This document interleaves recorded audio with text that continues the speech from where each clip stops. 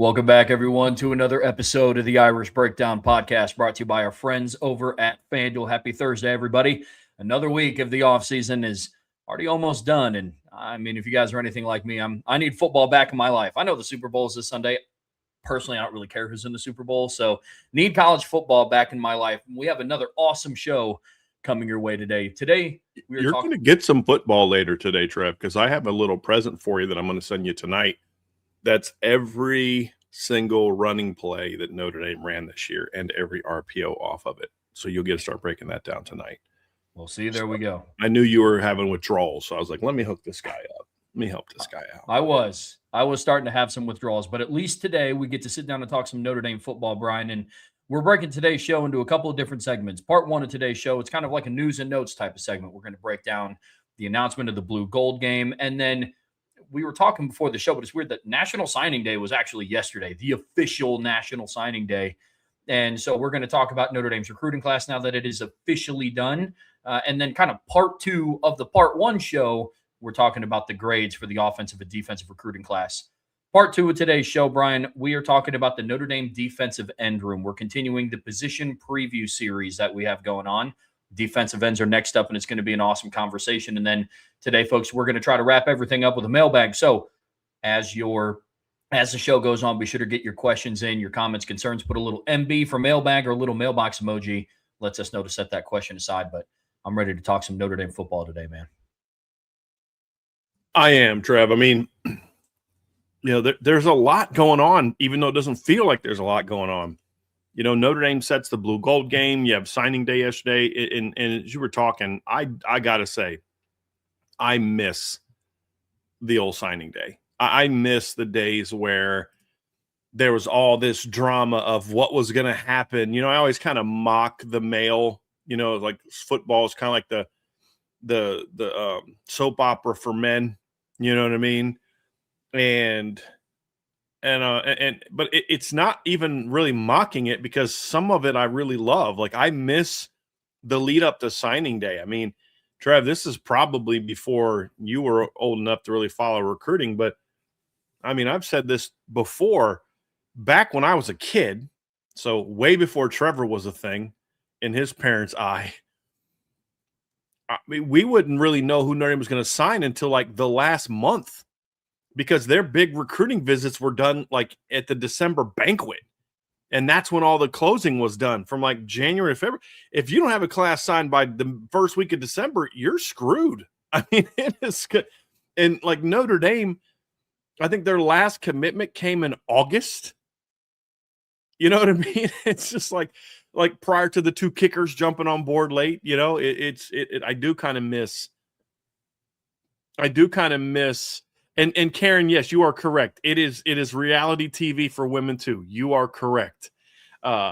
Especially here at IB. We have Karen, we have NH, we have Katie Keevers, we have lots of ladies. And so I do miss that a little bit, and I kind of miss having that excitement at the beginning of February to talk about.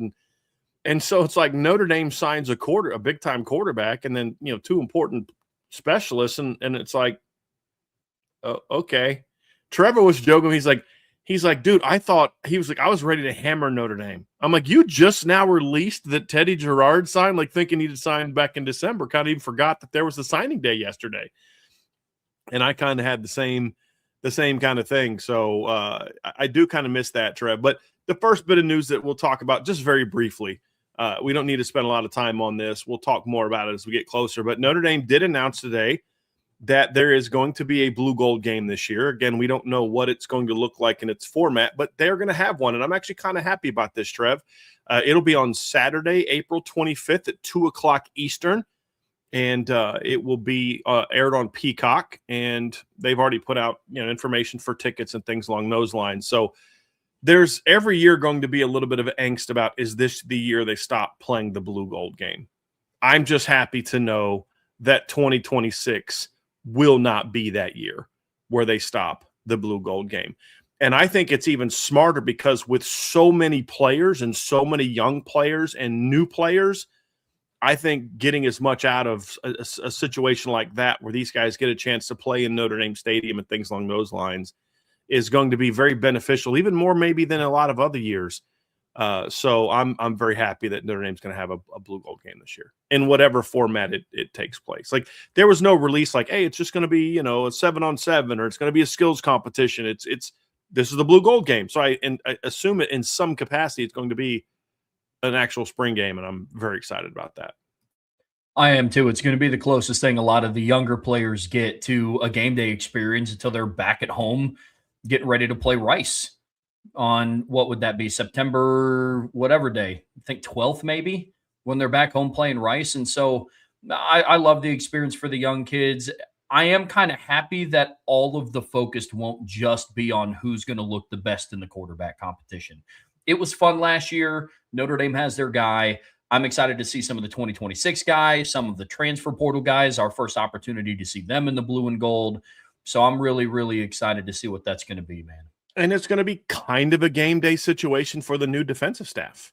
Yeah. That's going to be a little bit different as well. So I'm very much looking forward to that. So we'll have a lot of previews of that when we get closer to it. We'll talk about it. And of course, they'll probably have the draft again this year. And I'll be curious what players aren't going to play in it and, things along those lines. But I'd be a little surprised if like a Drake Bowen played in the game, if a Leonard Moore played in the game, guys like that. But at the end of the day, it's like, I don't care about seeing Drake Bowen in the blue gold game. I don't care about seeing Leonard Moore in the blue gold game. We know what those guys can do. I want to see what Kari Adams looks like in the blue gold game. I want to see, if Jaden Sanders looks like in the blue gold game. I don't need to see a Don Schuler in the blue gold game. I really want to see what the growth Ethan Long has showed. I want to see what Nick Reddish looks like or what Joey O'Brien looks like. I want to see what Madden Faramo looks like and those kind of things. Now, there's some veterans that obviously I want to see play and I think need the work. I do want to see Jaden Greathouse. Don't really care about watching much of Jordan Faison because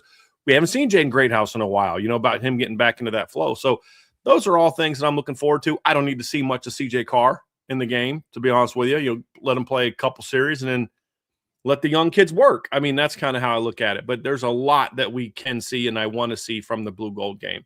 So I'm very much looking forward to it. Wouldn't it be great to watch number 56 run out at guard? Wouldn't that be awesome to see? I mean, I don't know if he will or won't, but wouldn't that be awesome to see? So there's definitely some things that I'm looking forward to from that game. So I'm glad that Notre Dame is going to have it. Well, Brian, you mentioned a lot of the young guys that we're looking forward to seeing in the blue gold game. Let's talk about some of those young guys a little bit. Now that the National Signing Day is officially through, that happened yesterday, February 4th, the recruiting class is now complete. Notre Dame signed a total of 30 players in this class, and then obviously had some later additions that we're going to break down too. But when you look at this class from top to bottom, Brian, I think it's exceptional. And we're going to get into grades a little bit later, but I know we're getting ready to dive into who's a part of it and who did what, who are the late additions. But before we start, man, this is just an exceptional recruiting class that Marcus Freeman and staff brought in. Well, honestly, they did something this year I didn't think that they were going to be able to do in the modern era, which is put together a number one recruiting class or even a top 2 to 3 recruiting class. I've said before, I think Notre Dame can sign the best class in the country. I don't think they're going to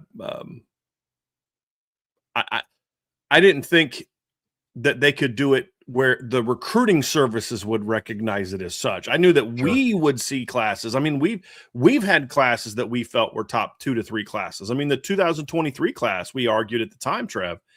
Well, Ryan and I did, and then you've written about that class since you've come to Irish Breakdown, how good that class is. I mean, think about all the players that are going to be part of this Notre Dame team that are from the 23 class or even the 24 class, which some people think was even better than the 23 class, which is a good debate to have. Neither one of those classes, I believe, were ranked in the top 5, but they should have been. And, there's all the biases and things along those lines. Well, this year, Notre Dame was able to go out and get guys that, A, were either already highly ranked or, in some instances, the recruiting services bumped guys up. Props to them.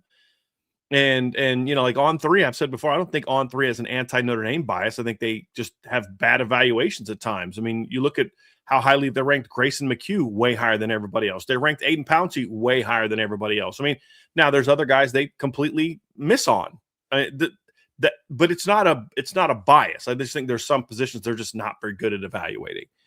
But in their ranking, the On3 ranking, they're number 1. People say, well, no, they're not. They're number 2. No, they're number 2 on the industry ranking, which takes all the other services combined. And of course, that includes 247, and they're actually biased towards Notre Dame rankings. That's why they're such a waste of time to even talk about it anymore.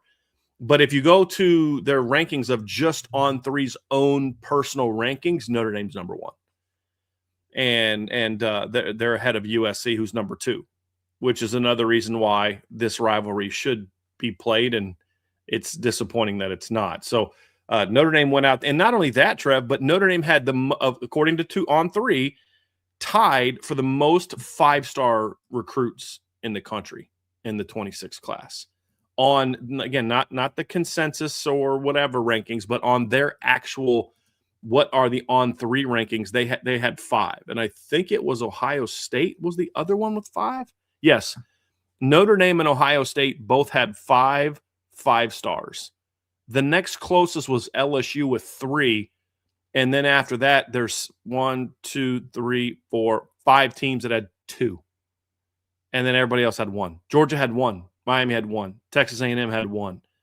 Tennessee had none. Oklahoma had none. Florida had none. Florida State had none. Clemson had none. The defending champs had none, which they made a killing on winning without five stars. But the point is Notre Dame is starting to really crush it on the trail. You look at Ohio State and the five they had. Ohio State had 5 stars, 10 4 stars, 13 3 stars. Notre Dame had 5 stars, 14 4 stars, 11 3 stars. So Ohio State had 15 5 and 4 star players. Notre Dame had 19. The only other team in the country to have that many 4 and 5 star players was Georgia, had 23. They had 1 5 star and 21 4 stars, and then also had 10 3 stars. They had 2 more guys in the class in Notre Dame. But the only other one that matched that was USC, who also had 5 more players signed in the class than did Notre Dame. So you're just starting to see the overall talent level. And look, stars don't mean anything to me. You know that. I'm giving you guys some context of how the recruiting service is evaluated. But when I break it down, Trev, it matches this year. This year, their rankings match what we perceive to be an outstanding class. And there's some guys they have ranked higher than I have them. There's guys I have ranked higher than they have them. But I think this is the first time in a long time that I felt a Notre Dame class was rightly evaluated by a recruiting service. And even ESPN, I think, had them 3rd or 4th, which is crazy when you consider how biased ESPN is towards the South and towards the SEC teams. I think they even had, and they have like a very arbitrary ranking, which is, it's a subjective ranking, which is actually one that I support. I've actually thought about doing kind of my own class ranking here in the next couple of weeks. We'll see if I have the time for it. But, you know, they had Notre Dame 4th, and that's with, again, like I said, what I believe to be a very biased rankings. They had USC number 1, Oregon 2, Texas 3, Notre Dame 4, Bama 5, Georgia 6. When was the last time Notre Dame had a higher ranked class than Alabama and Georgia, even by a biased SEC outlet? It just goes to show they couldn't even dog this class. Even people that wanted to couldn't dog this class. It's a really special class. Just all feeds into the perception of Notre Dame completely turning around. And we talk on this channel all the time about closing the gap. And fact of the matter is, Brian, there's really kind of just one step left in that happening. And hopefully the 2026 class is going to play an integral role in that coming true. But like we talked about, it didn't really feel like National Signing Day yesterday because 27 of their commits were basically already signed prior to February 4th, but they did have 3 additions on National Signing Day that ended up signing. Obviously, quarterback Teddy Gerard, who re-signed or reclassified from the 2027 class to the 26 class, kicker Micah Drescher, and then punter Jasper Scaife. All 3 of those guys have also now signed with the University of Notre Dame, bringing the class total up to 30 total players. And those are some big additions, really big additions. I think when you look at what Notre Dame has added to the class, Trev, it's a very important additions. They're not sexy outside of Teddy Gerard. And obviously, anytime you can sign a quarterback, that's considered a sexy addition. You know, quarterbacks obviously get a lot of attention and a lot of love, rightfully so, because I personally, no bias here, as a former quarterback, thinks quarterbacks are the smartest and best looking, most talented people on the planet. I mean, I don't know, I might be biased here since I played quarterback, but in all seriousness, I mean, that's an incredibly important position towards Notre Dame's success, towards anybody's success. mean, Indiana didn't really upgrade their roster last year outside of quarterback. Curtis Rourke was a nice player, but we talked about that during the summer. He was a big reason we had him as a preseason top 10 team. It is because we really liked Fernando Mendoza. I did it. So that's it's an important position. And for Notre Dame to go get a talented player like Teddy Girard, who was a top 100 recruit in the 27 class before reclassifying, and a very raw player, but a talented player. And we'll talk more about him later, Trev. But I really have said in the past, I'm so tired of Notre Dame going to the portal every year for a kicker. I don't care what position it is. I'm not a big fan of the portal defines that position's success every year. I'm never a fan of that. I'm totally fine going to the portal when there's years when you need to. I don't want to go to the portal for receiver every year. I hope the 2026 class that we'll give our grade for later and then the 27 class are good enough to where in a couple of years they don't have to worry about going to the portal. Or, well, we're going to the portal because we had 2 guys leave for the first round.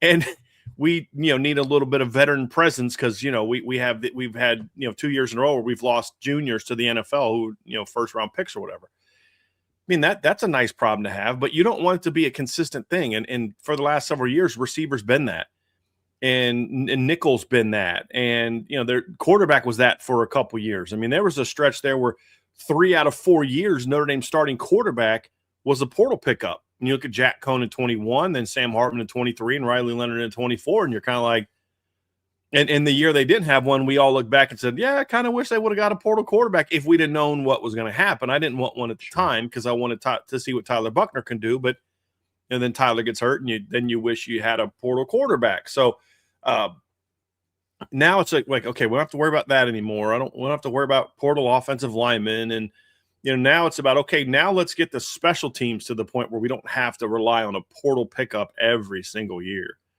or an Australian kid who only has 2 years of eligibility. Well, they went back to Australia, got an older player, but it's a guy that supposedly has 4 years of eligibility left. And then you went in and got, you got Spencer Porath out of the portal, which we expect him to end up at Notre Dame from Purdue, but he'll be a junior. You have Eric Schmidt, and Notre Dame went out and got Micah Drescher, which is building depth the right way. Spencer Porath has 2 years of eligibility left.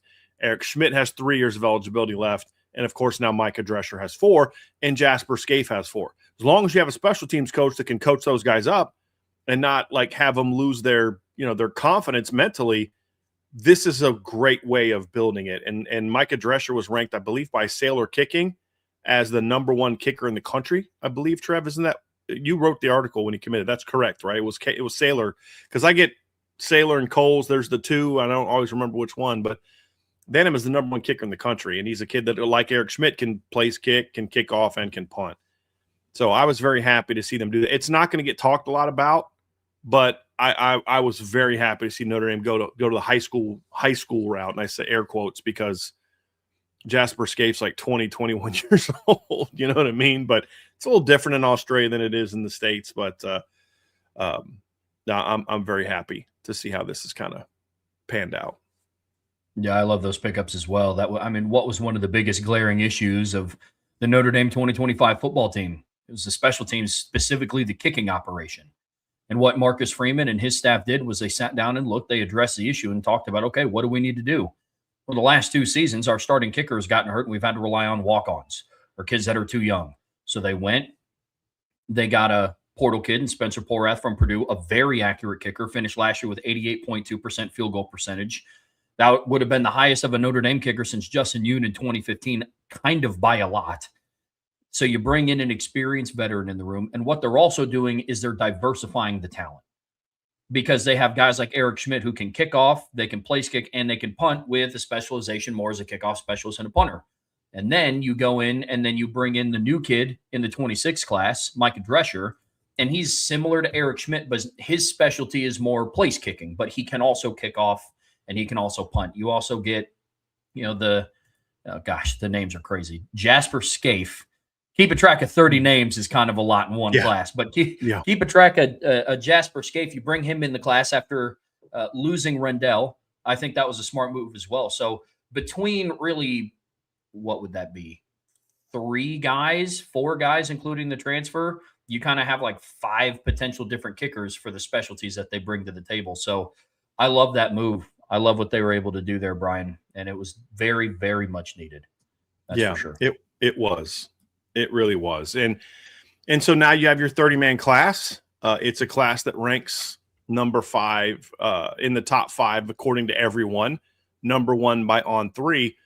And here's a piece about it, and we'll get to grades here in a minute because we do have some new grades to hand out, and we want to just kind of do a post-signing day refresher of the grades for the entire class. But when you look at this class, Trev, the 25 class was not a great class. It was a really good class. It was arguably great on defense, but it was good, but a little shaky on offense. Obviously at quarterback, you ended up getting Blake Hebert, which is a nice pickup. Got James Flanagan, who's a really good player. I like the receivers, but as I said at the time, I really like Elijah Burris, but he needs to be your number 2, not your number 1. And he was your number 1 in that class. Love James Flanagan. Offensive line class was pretty good.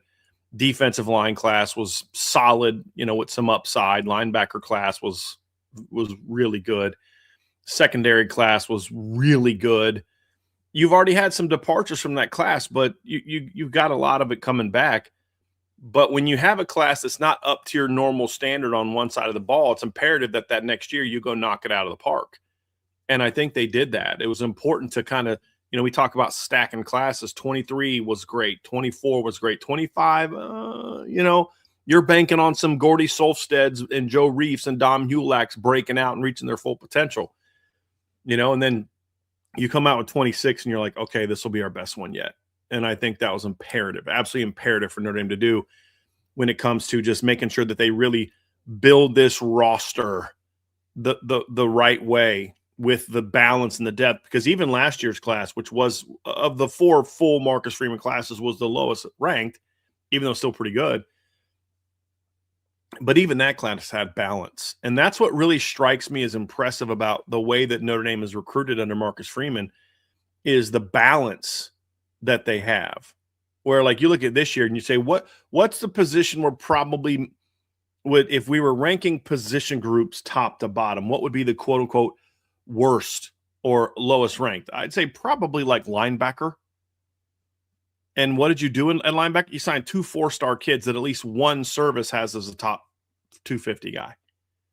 That's your down spot, and I say that with air quotes and asterisks and all that kind of stuff because I'm using those words intentionally to point out, like, because I would expect and hope that your reaction as fans is going to be like, hold on a second, man, like, what are you talking about linebacker being the worst? They signed Thomas Davis, who's a top 175 player by ESPN. You ranked him as a 4-star, Brian. They signed Jacoby Clapper. You ranked as a 4-star. Exactly.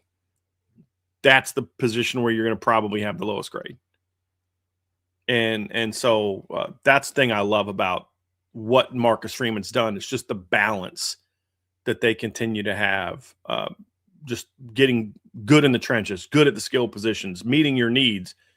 There's never been a year where numbers-wise they haven't really met their needs. I think that's fair to say. And some of the years they've gone smaller are years where they've purposely gone smaller, like linebacker this year.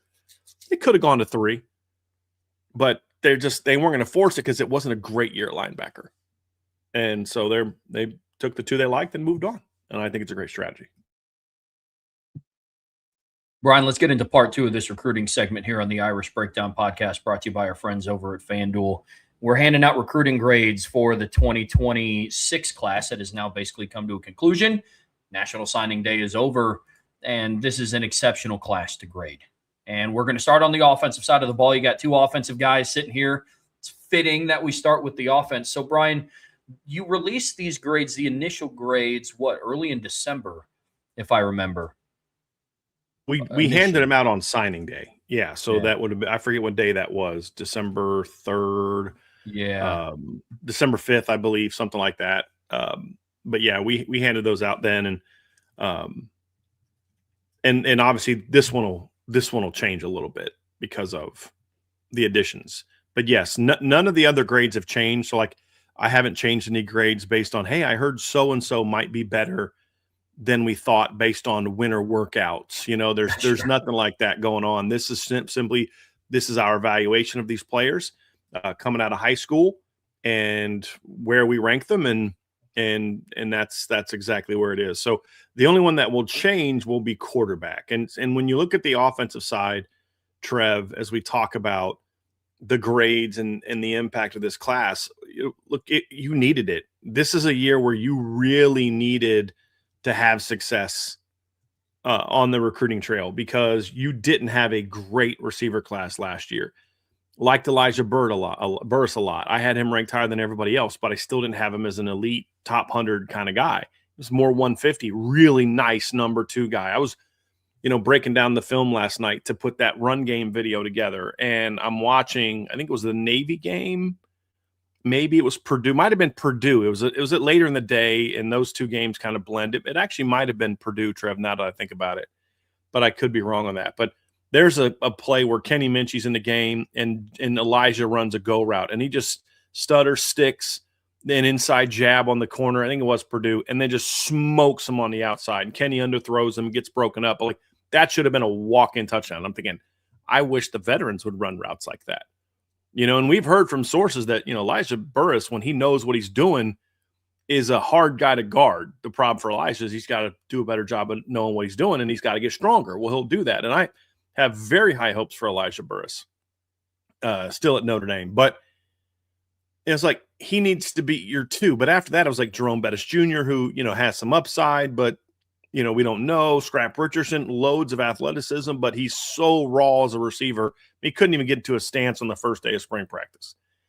And it was a lot of, boy, I hope it works out, and you needed a class that kind of said, okay, we're going to add some impact talent to the class.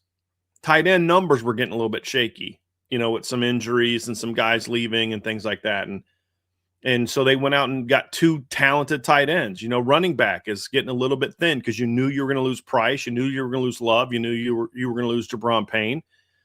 And you needed, you could go to the portal and get a guy, but it was a loaded year at running back. Loaded year at running back. And Notre Dame was like, we're going to take advantage. And it's not a great 27 recruiting class at running back. It's not nearly as deep. So they went out and got 2 studs. Did they need to? Kind of. Yeah, I think, because unless you wanted to go to the portal. Offensive line, you didn't need 6, but you're like, but we can't say no to Charlie Tom. That was kind of, you know what I mean? And so you needed that kind of high-level class. And on my grading sheet, on Irish Breakdown grades, they signed a top 100 player at quarterback, 2 at running back, 2 at receiver, definitely 1 at receiver, 1 at tight end, and I think 3 offensive linemen that I graded as top 100 players. And everybody on offense, I believe, was a 4-star player other than Charlie Tom, who's still, to me, more about upside. But he's a guy that on 3 ranked as a top 200 player. So needed to hit a home run on offense, Trev, after last year having a good, but, let's see how it pans out offensive class.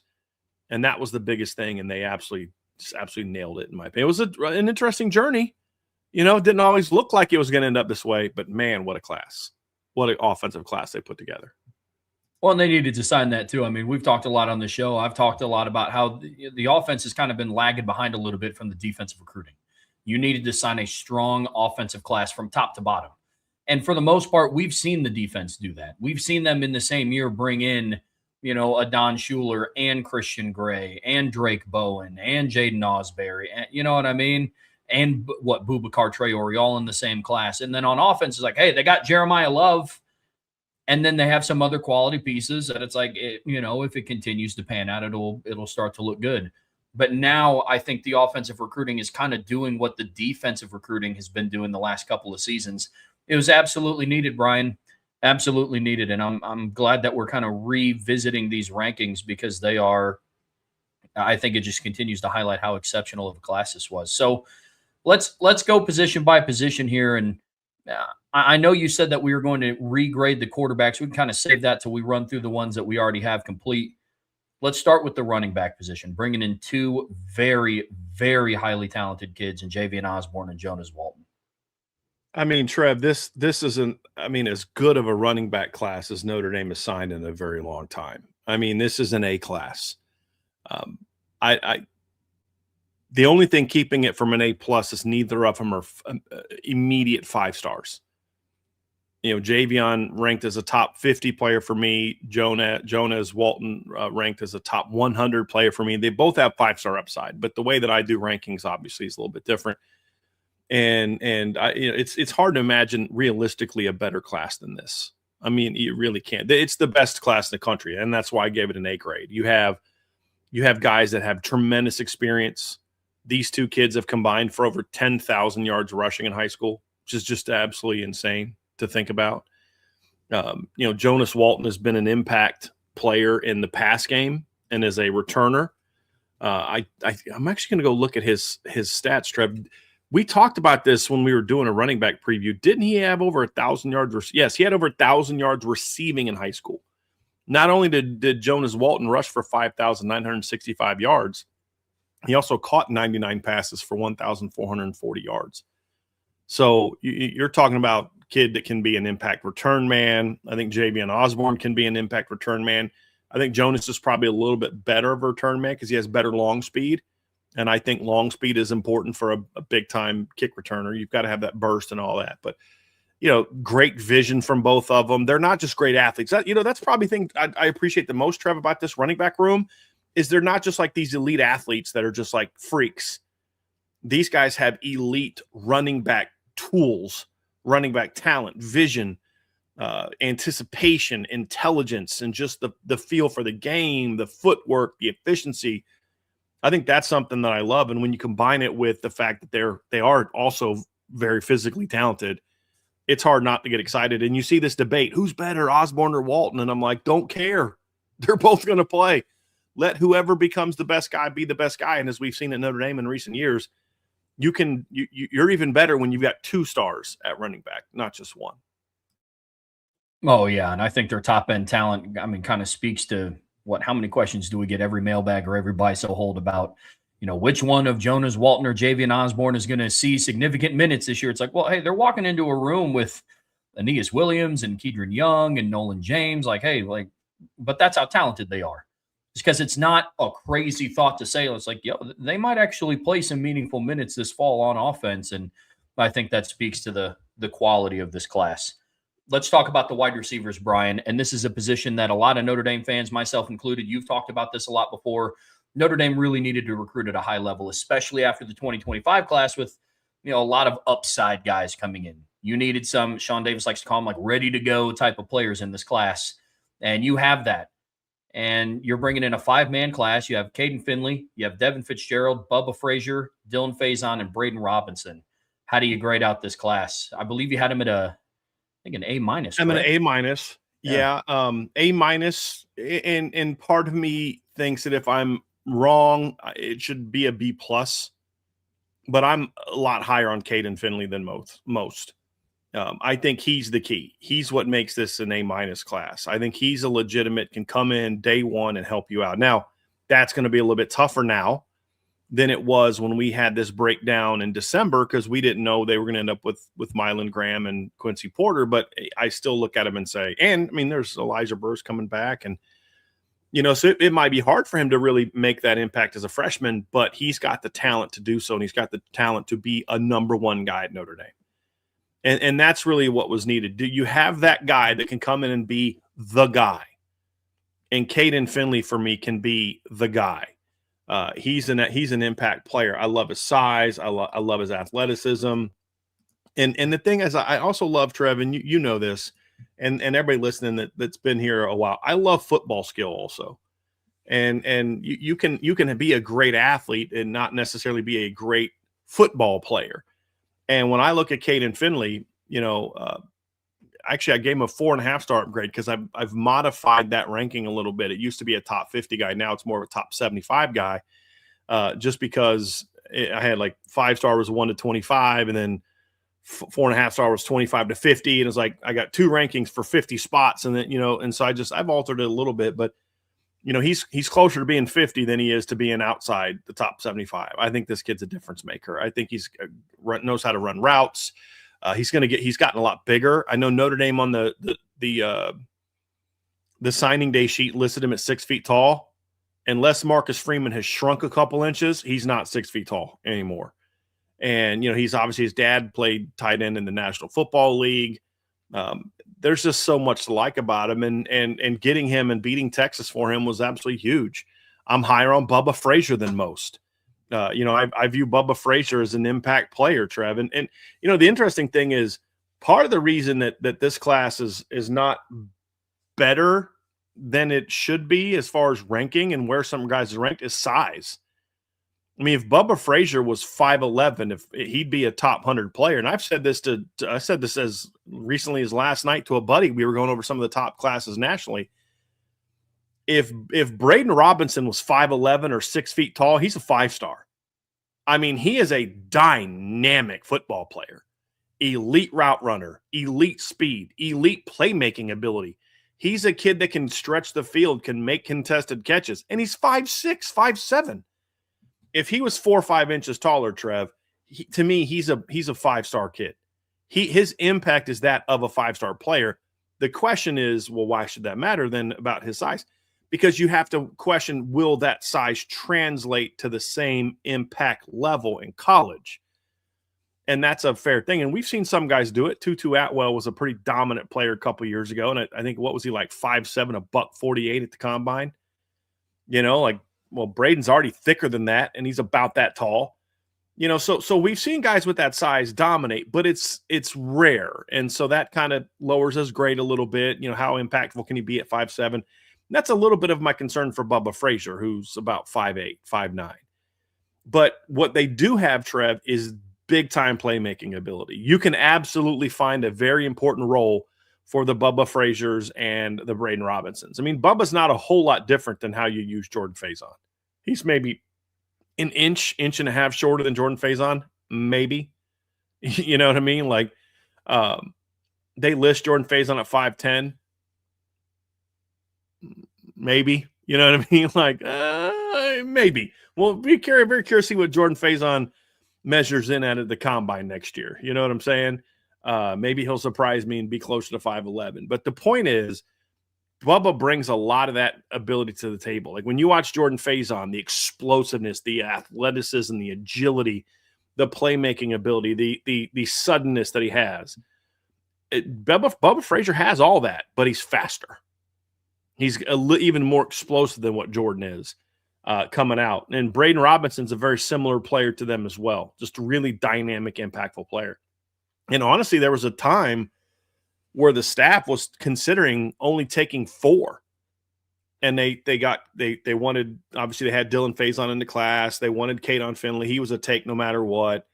They ended up falling in love with Devin Fitzgerald. And then there was a debate like, well, since Bubba Frazier's already in the class, should we take Braden Robinson? And the debate was only about numbers because Bubba was ready to commit sooner. It was never about, we don't think Braden Robinson can be a difference maker. And the fact that they took him that's why they took him. Because like, dude, we can't say no to this kid is too flipping good for us to say, no, we can't take that kid because of numbers. And Bubba and Braden Robinson in the receiver class are an example of how the new scholarship numbers benefited Notre Dame. Because they're about at 100 scholarship players right now. And I think only 3 of them are former walk-ons. Jordan Faison, Matt Jeffrey, and Bubba Frazier. Luke Talich. Everybody else that I'm referring to in that 100 is former scholarship players, is scholarship players. It's not walk-ons. It's scholarship players. And so that helped a ton with this class. It really did, because you were able to say, you can't say no to Braden Robinson. He's too good to say no to. And so they didn't have to play the numbers game, and they just took all of them, which I think was great and smart. So I love this receiver class. Devin Fitzgerald had a great senior season too, Trev. Like, great senior season. And Dylan Faison's grade did not change for me just because I still to this day have not seen senior film of Dylan Faison. So I can't change. He's one of the lowest rated kids in the class for me. He ranks 15th out of 16. And really it comes down to I just still haven't seen senior film of him. So I can't I can't change my grade of him from junior film because I haven't seen senior film. So hopefully I'll be able to see some senior film someday and be able to come back with a breakdown of Dylan Faison's game. But that's where his grade ends for me. Devin Fitzgerald's my sleeper out of this class to really turn some heads. I mean, I'm telling you, man, once those genetics really start kicking in, I think he's going to really start drawing some attention. But I love this receiver class. It has a lot of diversity in it. It does. You got boundary guys, you got field guys, and you got slot guys. And diversifying your talent is absolutely what this receiving core needed to do. Let's talk about the tight end room, Brian. And this is your, I believe, highest grade as of right now in the 2026 recruiting class on the offensive side of the ball. Bringing in two very talented kids, Ian Premer, who won't be here until the summer, and then Preston Frizel, who is currently on campus as an early enrollee. I believe you've graded them out as an A+, this duo. Because what did I say about tight end, Trev, or running back and receiver? Why couldn't I have them as an A+? It's because they didn't have an elite player in it. They didn't have a 5-star in it. Well, tight end does. And I literally can't imagine a scenario where this realistically, so what if you got the number 1 and number 2 players in the class? Well, yeah, I guess you could do that. And Notre Dame got close to that in 2017 when they signed Brock Wright and Cole Kmet, who were 2 of the best tight ends in that class. But I think they did the same thing with Ian Premer and Preston Frizel. They got 2 big-time players. Ian Premer is a guy that grades out as a 5-star guy by me, but it's not just me, Trev. It's I'm trying to find his On3 grade. I believe they also ranked him as a 5-star. The On3 Rivals rankings had him as a 5-star. So again, this isn't just, oh, you're a Notre Dame site, you think he's a 5-star. Well, I mean, I do. I give my honest opinion. But Rivals On3 and 247 both rank Ian Premer as a 5-star player. On3 Rivals ranks him as the number 27 overall player in the country. 247 ranks him number 26, and then ESPN ranks him at number 38. Both Rivals and On3 On3 and 247 rank him as the number 1 tight end in the country. So when you land him, and then, oh, by the way, we're going to throw in this 6'4", fast, athletic, borderline wide receiver-ish tight end who is also a top 150 caliber player in Preston Frizel. I mean, if they only got Preston Frizel, I'd be like, dude, I'm really excited about getting Preston Frizel. This kid can play, Trev. Like, this is a good football player. But then you throw, he's your number 2 guy. Like that's pretty awesome. And look, there's only one team in the country this year that signed 2 top 10 running backs on the On3 Rivals rankings. And that's Notre Dame. There's only one team in the country that signed 2 tight ends that were amongst the top 10 players in the country at their position. And again, that was Notre Dame. So you want to know why I'm so high on this class? You want to know why On3 has them as the number 1 ranked class? That's it right there. I mean, literally only one team did this and only one team did that. And oh, by the way, that one team is the same team. That's big time. That's big time. So yeah, I don't need to say a whole lot more about it, Trev. This is an elite skill class for Notre Dame. Agreed. I won't beat a dead horse. You guys know how much I love tight ends. Let's talk about the offensive line, Brian. And context on that, Trev. We need some context on that statement. So you took it there. You took it there. I'm so sorry. Let's talk about the offensive line, Brian. I'm such a child They're bringing in 6 guys in this class. And I know that one of the guys that they brought in, Charlie Tom, you said was one of those players that's like, hey, we can't not bring in Charlie Tom. But again, this is a really, really solid offensive line class. And again, I love the diversity in this room. And I believe when you had those grades out initially, you had the offensive line ranked as a B+ as well. I still have that, Trev, just because there's this off, and here's what comes down to. And if I'm wrong here, I think I'm going to be wrong in it being better than I've graded it. Because, like, if I graded Charlie Tom the way that On3 grades him, this is an A- to A class. They grade him as a top 100 player. I don't. He's my lowest ranked kid in the class because I still see a kid that's very raw, that still has a long way to go. But the upside is outstanding there. I mean, and he's your 6 I'm very high on Grayson McHugh, but I don't grade him as the 5-star that On Three does because, again, this is where my ranking system is different. I give 2 grades. For those who are somewhat new to Irish Breakdown, I should probably have explained this earlier. I give 2 grades. So I grade you, you're on who you are today. What kind of player are you right now? And then I hand that grade out. That's my when you look at the rankings that I have on the message board and you ask yourself like IB grade, and then it says upside grade. The IB grade is based on who they are now, not who I think they can be, not who, if this guy fills out, he could do A, B, C, and D. It's who are you right now? Right now, Charlie Thomas still a very raw prospect that I need to see more from as a player. And you know, so that's that. Grayson McHugh is a guy that I like a lot coming out of this class, but he's still a guy that I don't have ranked as like a 5-star player yet. I have Grayson McHugh as my number 3 player in the class. As a rank him as a top 75 guy, but not a top 100, a top 50 guy or top 25 guy. You know, so I like him a lot. I love Tyler Merrill's upside, but you know, he's more of a top 100 guy right now. You know, top, you know, I'd probably, if I had to find a range, probably like 80 to 120-ish is where I'd have him right now. I love the upside. Same thing with Ben Nichols. Love the upside, but he still needs work. He's more of a top 50 guy right now with a top 50 to 75 upside.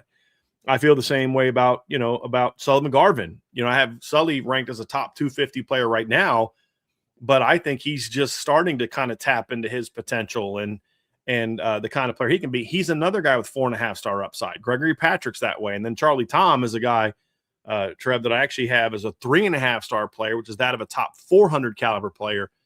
But his upside is that of a 4.5-star guy, which is top 50, 75. So there's a lot of room there's a lot of potential here, but all those guys need some work to some degree.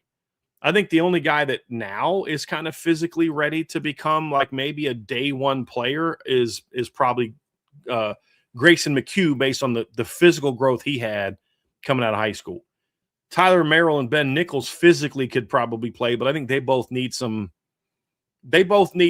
strength conditioning work first. You know, Sully needs some technical work. So like none of those guys are like, to me, day one Robert Hainsey advanced technician type of can play as a freshman guys. They're more Quentin Nelson-ish, you know, the loads of talent, but needs a year of grooming. I'm not saying they're as good as Quentin, but you get the point, right? I mean, as a true freshman, Robert Hainsey was a better player than Quentin Nelson. As a redshirt freshman, Quentin Nelson was a better player than Robert. You know what I mean? Like that's kind of how I grade it. So just got to keep that in mind when you're looking at these grades. And that's why the offensive line grade is a little lower for me. It's not that I'm like, oh, Joe Rudolph sucks. He couldn't find, top one. No, it's not that at all. I very much like this offensive line class. It's just the grade is the current grade. If we're going off of upside, this is as high of an upside class as anything they've landed on offense.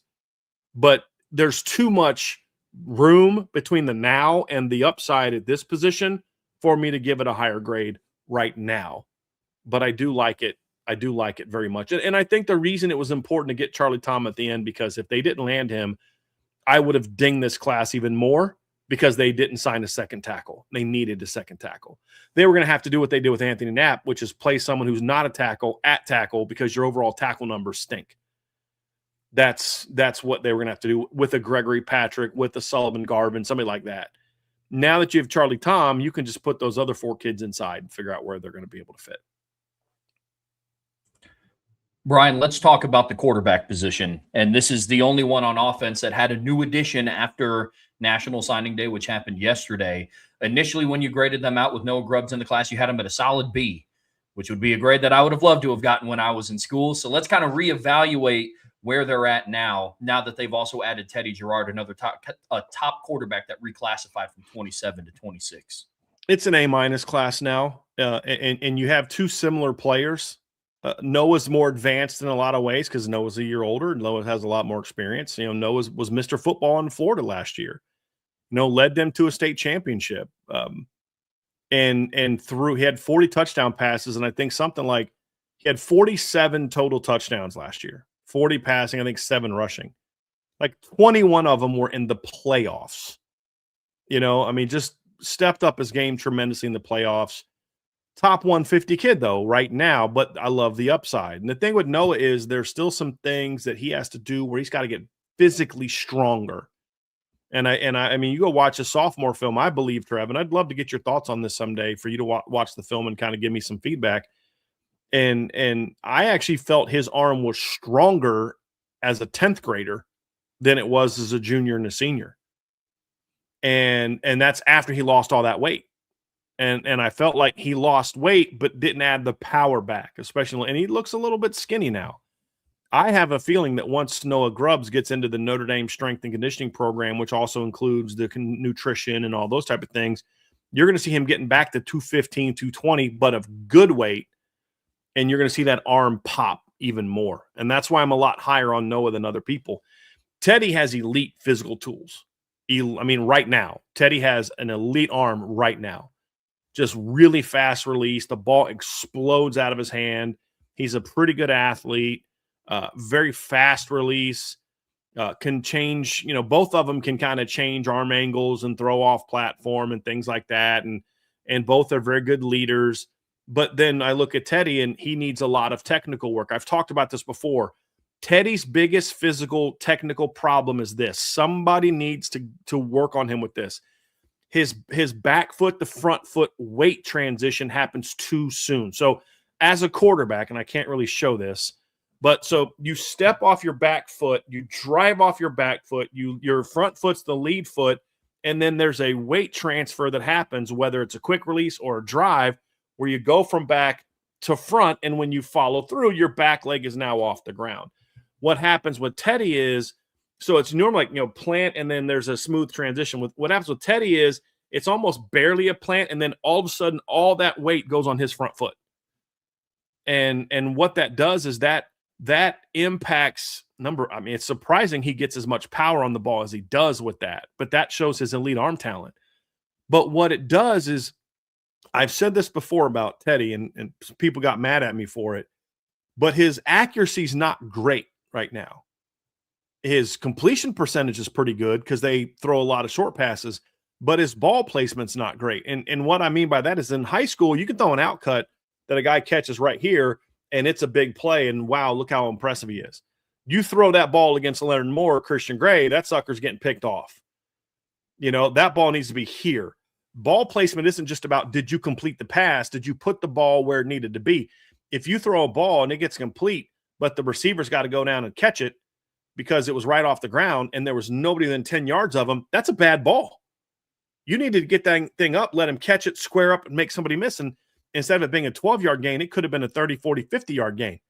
That's why ball placement matters beyond just, well, what's your completion percentage? It's, yeah, you hit a guy deep, but he had to slow up, catch the ball, got tackled. Where if you'd have let him, he catches it and runs for another 30 yards. Well, yeah, completed a 40-yard pass. Yeah, but you got a field goal out of that drive instead of a touchdown, or if you had better ball placement, it's a touchdown. That's where the transition problem for Teddy has the biggest impact, because once you get on that front foot, it really messes up his release point. His release point is a little bit erratic. And if Gino Guidugli can fix that, and it's really just a timing thing, like there's nothing wrong with how he transitions from back to front other than it just happens with bad timing. He goes to the front foot too soon. If you correct that, that ball is going to look beautiful coming out of Teddy's hand, which it kind of already does, but it's going to even be more explosive, but it's going to be more accurate. And sometimes his ball will kind of sail on him. And again, that's why, because a lot of times when you lead that front foot, it's because your front foot is there, your hips are wide open, and your arm is late, and the ball goes too high. Whereas if you step too far in and then you close your shoulders off, a lot of times that can cause your arm angle to drive down, and that's where the ball goes down.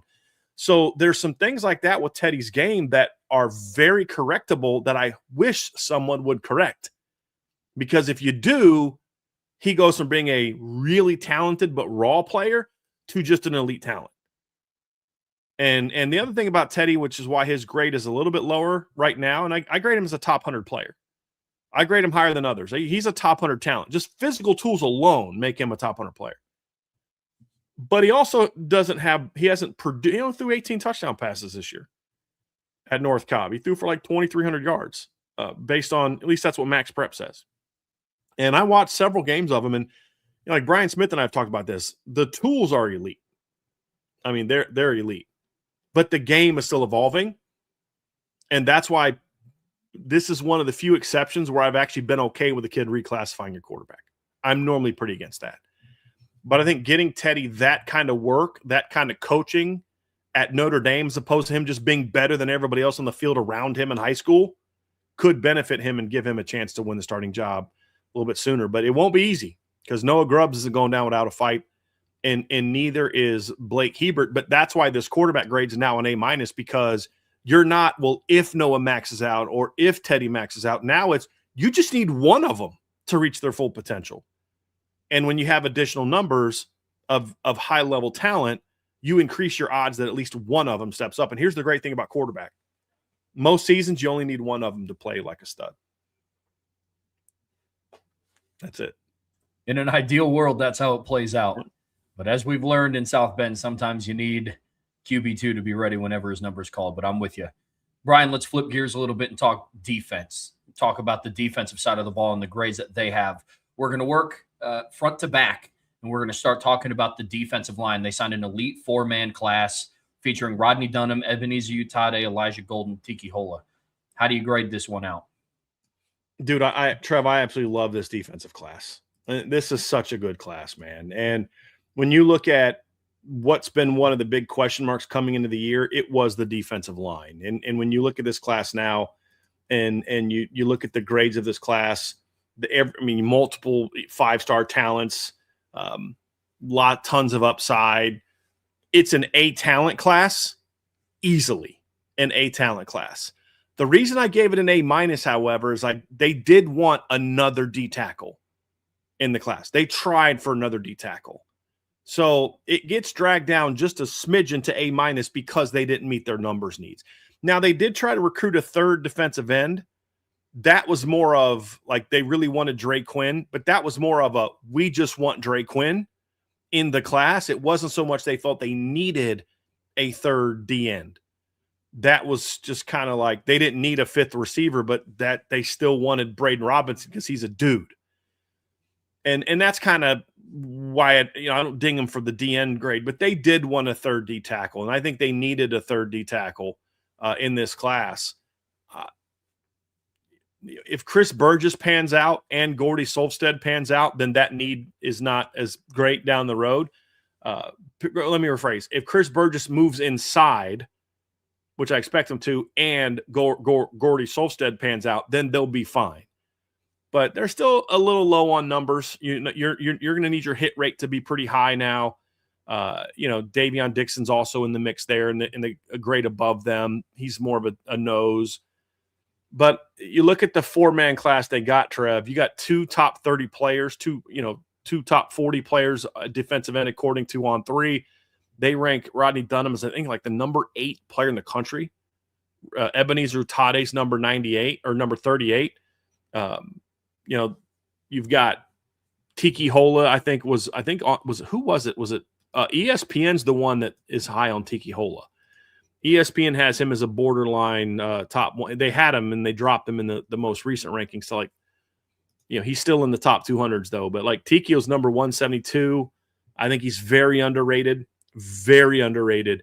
Elijah Golden's a guy that, Trev, we talked about when they got him. Very raw. Still, his game needed a lot of work. I thought he had a monster senior season. I look at him now, ranked number 222 by 247 and number 229 by Rivals.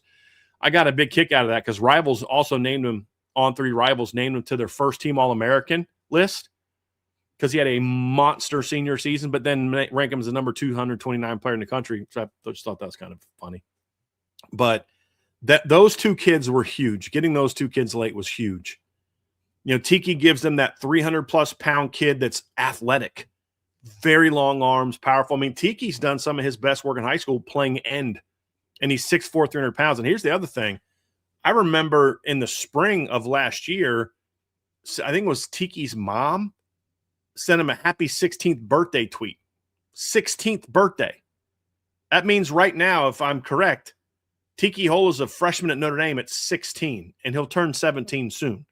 So he's a very young kid. And when you look at him and see how physically big he is and athletic he is, you're like, dude, he's just tapping into his body. He reminds me a lot of Romeo Aguirre that way. Remember, Romeo showed up at Notre Dame as a 16-year-old. And just he was very advanced. And I think that says a lot about Tiki's maturity. I mean, Teddy Gerard, who reclassified to 28, is, I think, about a year older than Tiki Hola is. You know what I mean? Elijah Golden's game is enormous. The two ends are elite talents. Like, you just don't see talent like this come to Notre Dame very often on a depth chart, much less one recruiting class. A talent, no question about it, in my opinion. The only reason I dropped it just a little bit, Trev, was just, like I said, they felt they needed a third D tackle. They didn't get it. I appreciate the fact that they didn't reach for one, and said, hey, we'll just go to the portal, and that's where the portal helps.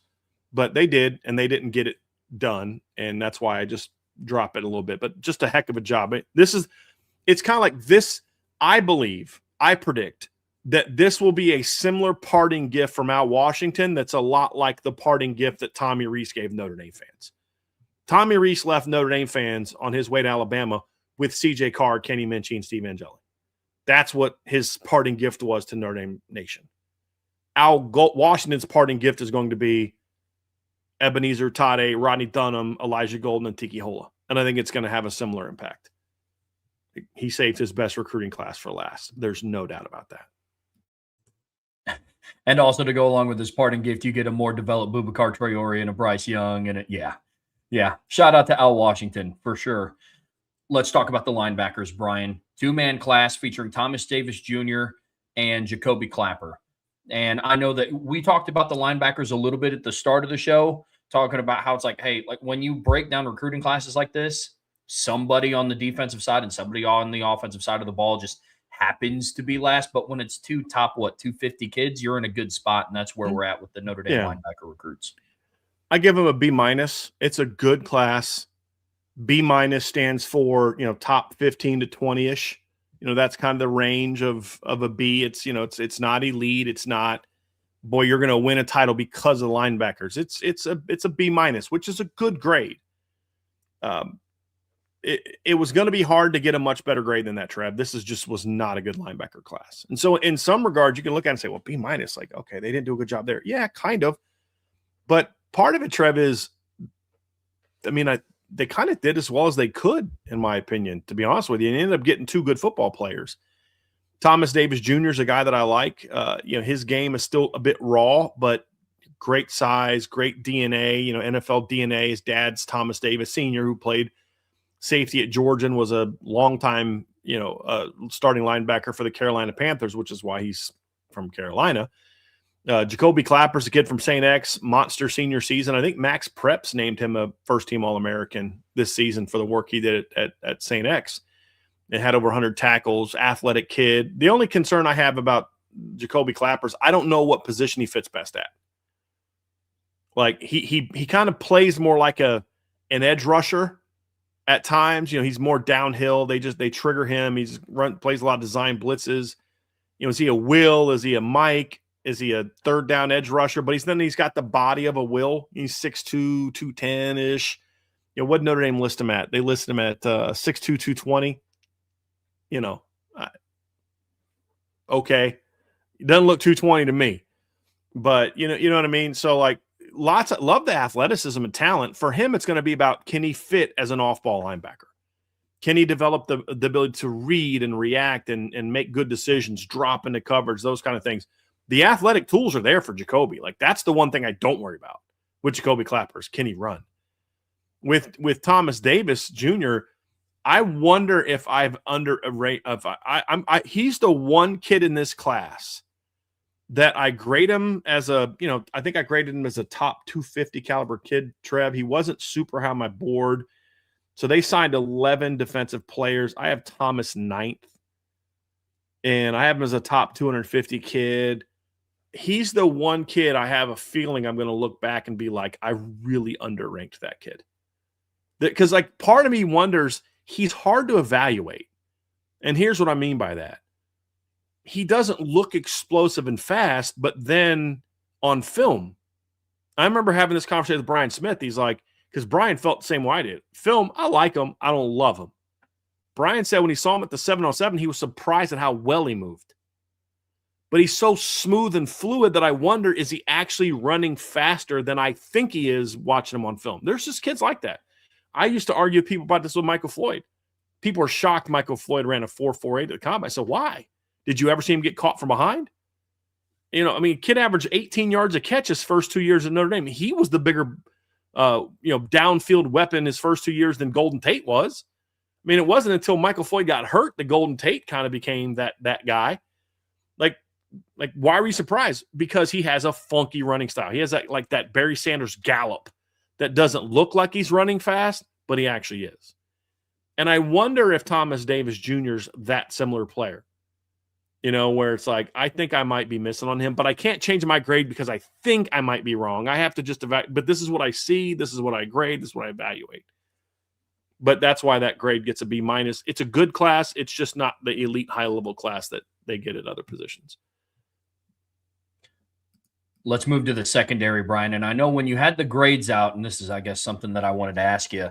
In the outline, it just says secondary. I know when you released the grades, you had a separate grade for safeties and a separate grade for corners. Is that the route that we're going?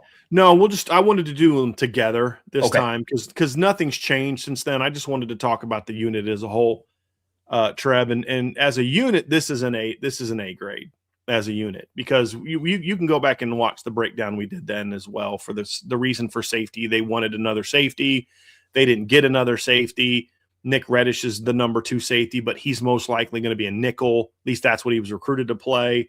You've got the 3 corners, but as I looked at putting this outline together, Trev, you sit there and say, well, but if you put them together as a secondary, that changes the dynamic a little bit, because no, they didn't get a second safety. But if Kari Adams and Chaz Smith end up being elite corners and they end up being starting caliber, and Nick Reddish is good enough to start at nickel, what are you going to do with Aiden Pouncey? Right. Well, he's 6'3". He'll be 200 pounds by then. He can hit. He can run. He was a very good receiver. He's a good return man. Why can't he play beside Joey O'Brien? And I think he can. And some of the recruiting services ranked him as a safety for a long time. So having a guy like Aiden Pouncey that I think could go play safety, and honestly, in certain centers, I could see Kari Adams playing safety, in like a Tay Johnson kind of thing. I'm not predicting it, but I'm saying like I could see that. And so when you put them together, you're like, dude, that 5-man group can start together, and that takes away the thing that brought the B+ down at safety, specifically brought that grade down because they didn't get that other safety. But when you put them as one unit, you're like, dude, that's an A, because one of these corners can go play safety and play it very well. And that's why I wanted to look at it together. I mean, you got an elite 5-star safety in Joey O'Brien. And I'm giving you the national rankings. You know what I mean? That's not even just my ranking. Joe O'Brien is a 5-star on my board. He's the number 1 player in the class. I grade Kari Adams as a top 75 player in my ranking. He's closer to 35, 40 than he is 75. His upside is a 5-star. He has the highest upside grade I've given.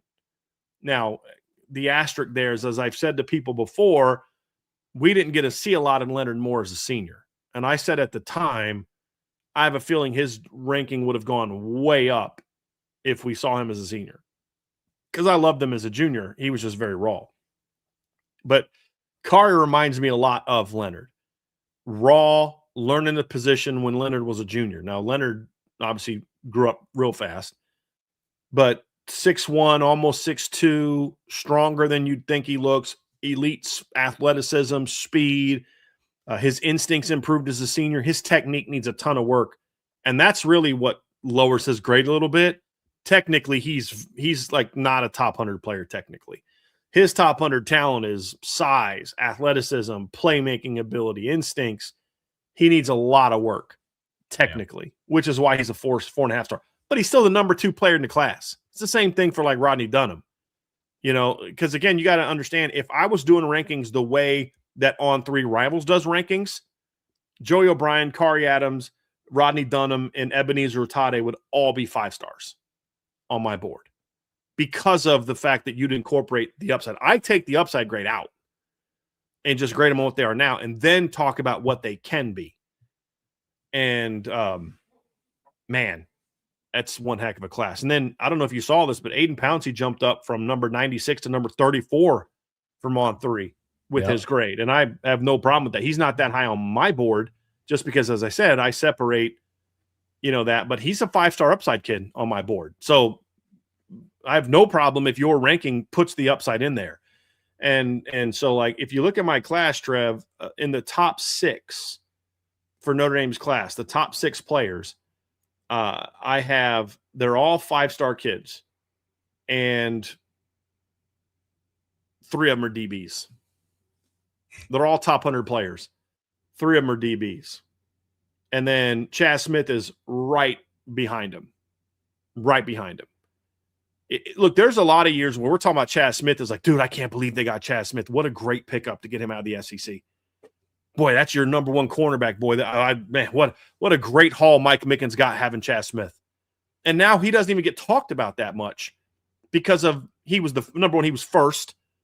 And that just kind of happens. The first guy doesn't get talked about it a lot because let's turn on the guys that are going to come. Yeah. But, like, those other guys are elite players. But Chaz Smith is another guy that's very talented. Very talented.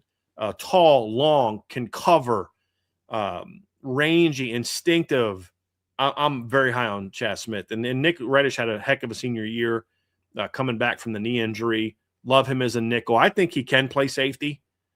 But nickel's where they kind of recruited him. I'm curious what that's going to be now that you've got a new DB coach. Like, where does Aaron Henry see Nick Reddish? But for now, we'll just keep putting him there. But, I mean, Chaz Smith is a heck of a player. So, I wouldn't even mind seeing Aiden Pouncey get a shot at receiver. Everybody talks about Joey O'Brien as a receiver. I'd rather see Aiden Pouncey at receiver.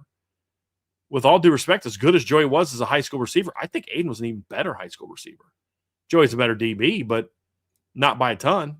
Like, so I want to text Mike Denbrock and be like, hey, coach. Actually, I said text him. I'm going to hold up my phone like I'm calling him. Call Mike Denbrock. Hey, man, if y'all looking for a big, tall, 6'3" fast receiver, right? There's one over in the deep. I know where you can find one. You don't have to go very far. You just walk down to Aaron Henry's room, and there's a big, tall, 6'3" kid, little mini fro. Looks like, Jordan Pouncey, kid you recruited in Notre Dame. Because remember, it was Mike Denbrock that landed Jordan Pouncey, the older brother. He committed to play for Mike Denbrock at Notre Dame and then decommitted and flipped to Florida, Georgia, or Texas when Mike Denbrock and the staff, he left after the disastrous 2016 season. So, the family well, coach. He's right down the hallway. And that's the kind of talent he is. He can help. He can be a legit impact starter at 3 positions, and you know how much I love guys like that, Trev. Yeah, 100%. I mean, shoot, man, we're talking about parting gifts. Mike Mickens and Al Washington left some pretty good parting gifts in South Bend before they departed for the NFL. So very, very excited to see what they can do, and happy that the majority of them are all on campus right now. Yeah. I don't know about – so Teddy Gerard won't be on campus. I don't know about the kickers. Like, I don't know what their situation is. I don't know if either of them are on campus right now. I'm not sure of that. And honestly haven't asked. But Teddy Gerard's not on campus. Ian Premer's not on campus. Gregory Patrick's not on campus, and Ben Nichols is not on campus. That's the only 4 that I'm aware of. The 28 position players, those are the only 4 that aren't early enrollees, which again goes back to the very first thing we talked about, which is why I'm super glad that they're going to have a blue gold game this year. Because you're telling me those 24 kids won't benefit from having a spring game? From having a full spring practice and getting a chance to kind of – so like you said, Trev, the first time they're not running out in the gold helmet in a big stadium is Lambeau Field. You know what I mean? Like, so, yes, I think that class alone is why it was smart to have a spring game this year on top of many other – I mean, just that alone. But as we wrap it up, Trev, this is an elite class. This, in my opinion, is Notre Dame's best recruiting class of my adult life, which began in 1997, right? Or 1996. That's when I turned 18. I can go back, and it's hard to compare this class to like the 1990 class. It's a bit unfair because I was 12 when that class got put together, and I can only look at what they became. I can't tell you what they were. Now that class was ranked number 1 in the country, but and you hear about how great it was and all those kind of things, but when you actually look at that class, Trevor, and you think about what it was, I mean, that's a class that had Jerome Bettis, Bryant Young. Like, I'm actually trying to find. I used to have it. The late great Lou Samoji had a great article where he listed all the guys in that class, but you have, I think, 3. Here we go. This is the class. He ranked it as the number 2 all-time class in Notre Dame history. And that article is now gone. The number 1 class was the class from the 40s that went 4 years and never lost a game. That was his number 1 class. But you've got, I'm trying to find somebody that has a list of it. But that class, Trev, had Bryant Young. I mean, all the seniors on the 1993 team were on that class. Bryant Young. Actually, could find one of the old magazines, but I don't have them here. But you had Bryant Young, Jerome Bettis, Tom Carter, Jeff Burris, Aaron Taylor, Tim Ruddy. The entire starting D line actually from 1993 was from the 1990 class. Jim Flanagan, Bryant Young, Brian Hamilton, and who was the other starter at the end that year? Oh man, wasn't I don't think it was the late Oliver Gibson, but I'd have to go. It might be Oliver Gibson actually, but that was an absolute elite class, and it's hard for me to compare this class to that class because with this class I only know what it is going in. That class we know what it was post careers. You know what I mean? So it's hard to compare the 2 classes, but like that's what I say of my adult life, I think this is the best class. And what makes it the best? Incredible depth, impact talent at all the right positions. You got impact talent at quarterback, impact talent at running back, impact talent as pass catchers, elite 5-star upside on the offensive line, your best defensive line class in at least 10 years, if not longer, elite impact talent at corner and safety, and you landed a kicker and a punter. There just weren't any misses. Like in regard to not you wanted this guy but missed him. I mean, looking at the class for what it is, where did they miss? And I just don't think they did. And that's why I gotta give it, because like somebody in the chat, here's a perfect example. Somebody in the chat said Manti's class was very, very good. I disagree. I think the top of Manti's class was very good. And that's what separates this class from some past classes is when you look at Manti's class and somebody say, well, hold on a second, man. Manti's class, you had Manti Te'o, you had Tyler Eifert, you had Zach Martin, like Sierra Wood. Yeah, a lot of great players, but it was very top heavy. You had Manti, Sierra Wood, Zeke Mata, Zach Martin, Theo Riddick, Carlo Calabrese, Tyler Eifert, Chris Watt. But then after that, it was like, yeah, but they came up short in the secondary. I think Zeke Mata was at safety. You got EJ Banks. EJ Banks, they recruited to play corner. He ended up not panning out. That means you had no corners in the class. Like, that's what always was the issue at Charlie Weiss's classes and even Brian Kelly's classes is, man, what a great D-line class Brian Kelly had in 2011. But you're like, well, it was a great end class. Aaron Lynch, Stephon Tuitt, Ishaq Williams, but at D tackle, they got Tony Springman and Chase Housel. So it wasn't a great D-line class. The DN class from 2016 was elite. Literally, Notre Dame signed 5 players that ended up playing defensive end in college that went to the NFL. 4 of them got drafted. Think about that. 4 NFL draft picks from 1 DN class. Who'd they sign at D tackle that year, Trev? Sit there and look puzzled and confused for a second as you rack your brain trying to remember, oh, that's right. Nobody. They just signed a defensive tackle in that class. And that's the difference here is there just aren't any misses in this class. There aren't any, yeah, you were great there, comma, but, ... insert where you fell short. I mean, your but now is, yeah, but they only got 2 4-stars at linebacker. that's your butt. You know? So, man. Whew. It gets you fired up, man. It does. It really does. What I want to see, last thing I'll say before we switch over, start talking Notre Dame defensive ends. In one of the last 3 series of the blue gold game, I want to see the 26 offense versus the 26 defense. You have enough. And I think that would be electric. You have starting lineups on both teams, Trev. Yes, you are correct. I think that would be, on both teams. Yes, I think that would be electric. But folks, that is going to do it for part 1. Or I'm sorry, let me just interrupt. Like at the end of a practice, the difference between, okay, we're either going to get tomorrow off or we're going to have to practice tomorrow.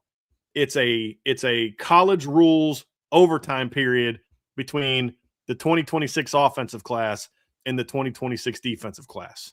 If the defense holds them out off the board, they win. If the offense scores, they win. You know what I mean? Like something like that where, man, it'd be man, it's pretty special. But honestly, this is the best class in the country. A buddy and I were going over that last night. USC has a great class. Georgia has a really good class. Ohio State has a really good class. Bama has a really good class. With all due respect, there's just nobody like this one that has the same number of elite top 50 players and a class that has the depth that this class has, that has just the no misses like this class has no misses. And even the two kids they got at the end that dragged their overall grade down, the kicker and the punter, it adds to what makes this the best class in college football. And by the way, real quick, recruiting services, you got to do one of two things. You either got to change how you grade kickers and make the best kicker in the country a 5-star or 4-star, or stop counting them towards the average star grade. You can't have a guy that's a top 5 player in the class be a 2-star and then drag down a team's average star ranking. This isn't true just for Notre Dame. This is true for everybody. Either grade them as 4 stars. If they're the best in the country at their position, grade them as 4 stars, or just don't grade them at all and don't count them towards the average star ranking. It's stupid to have, because you're punishing teams that land specialists. Just dumb. You know, like just because you don't know how to grade them, then just take them out of the process. I'm not criticizing you for that. I don't know how to grade kickers and punters either. So I just don't. You know, so that's something that they're going to have to figure out. Like you can't be having teams that add specialists out of high school, including years where they're landing a top 3 or 4 player at that position, and it drags their star ranking down because you give arbitrary 2 and 3 stars to kickers and specialists. And I understand, well, they don't have the same impact. I get all that. Then don't evaluate them. Like don't give them a grade. Just have them as part of the 30, and you know your Notre Dame's total points is divided by 28, not 30. Georgia's is divided by 34 or 31 instead of 32 if they got a kicker. That's how it should be, in my opinion. This is my last little tangent, and then we can move on to other stuff. But I just had to say that because, you know, it did kind of ding them a little bit. But man, it's a special. It's the best class in the country. And it's nice to be able to say that and not say I'm the only one that thinks that. Because if you don't agree with me, fine. You're someone who believes stars matter. Cool. Good for you.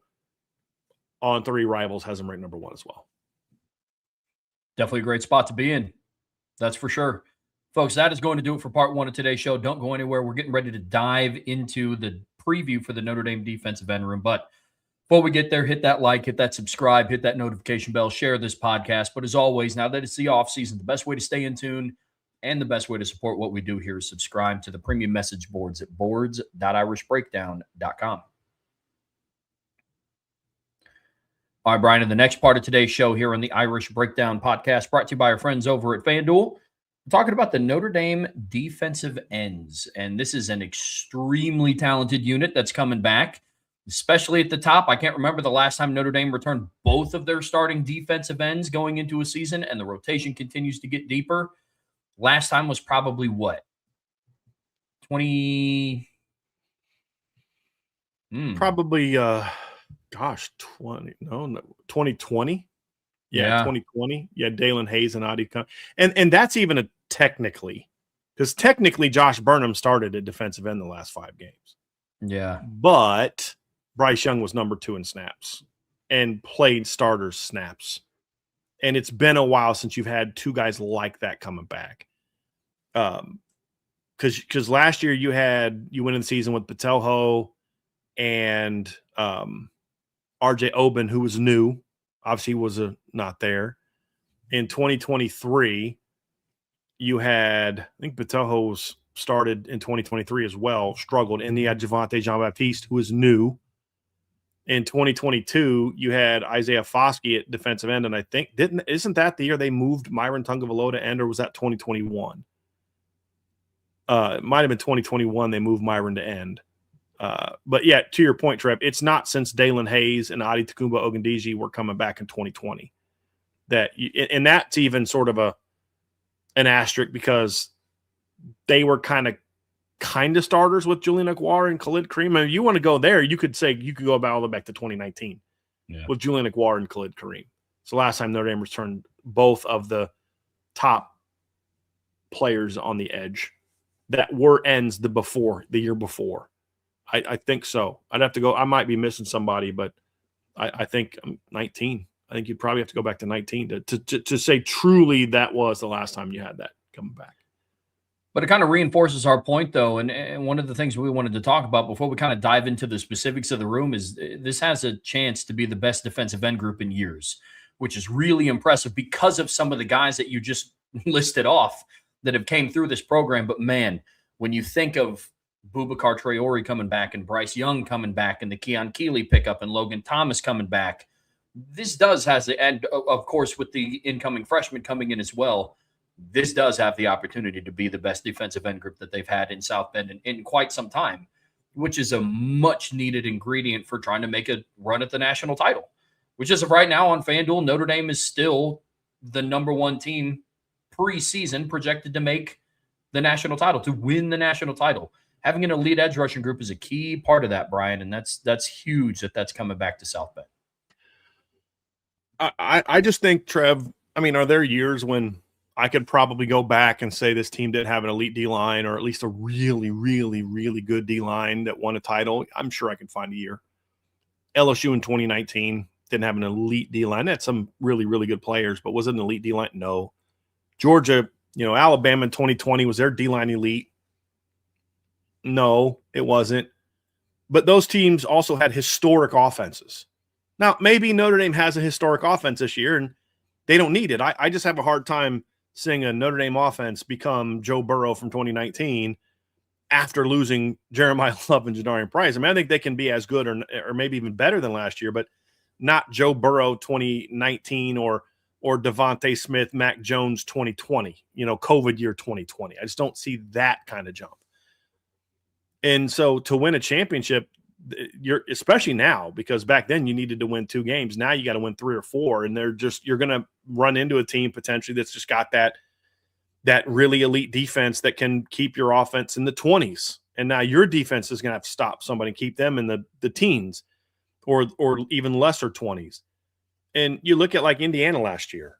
I don't know if Indiana has any first-round draft picks on their D-line, but that was an elite D-line. Ohio State didn't have any first-round draft picks, I don't believe, on there, but that was an elite D-line. Michigan 23 actually had several first-round draft picks on their D-line.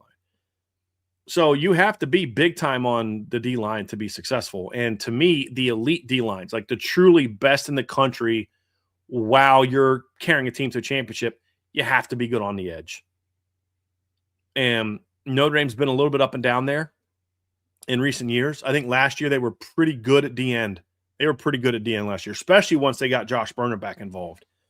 But you and I felt that they were still a year away from really taking that jump to being elite.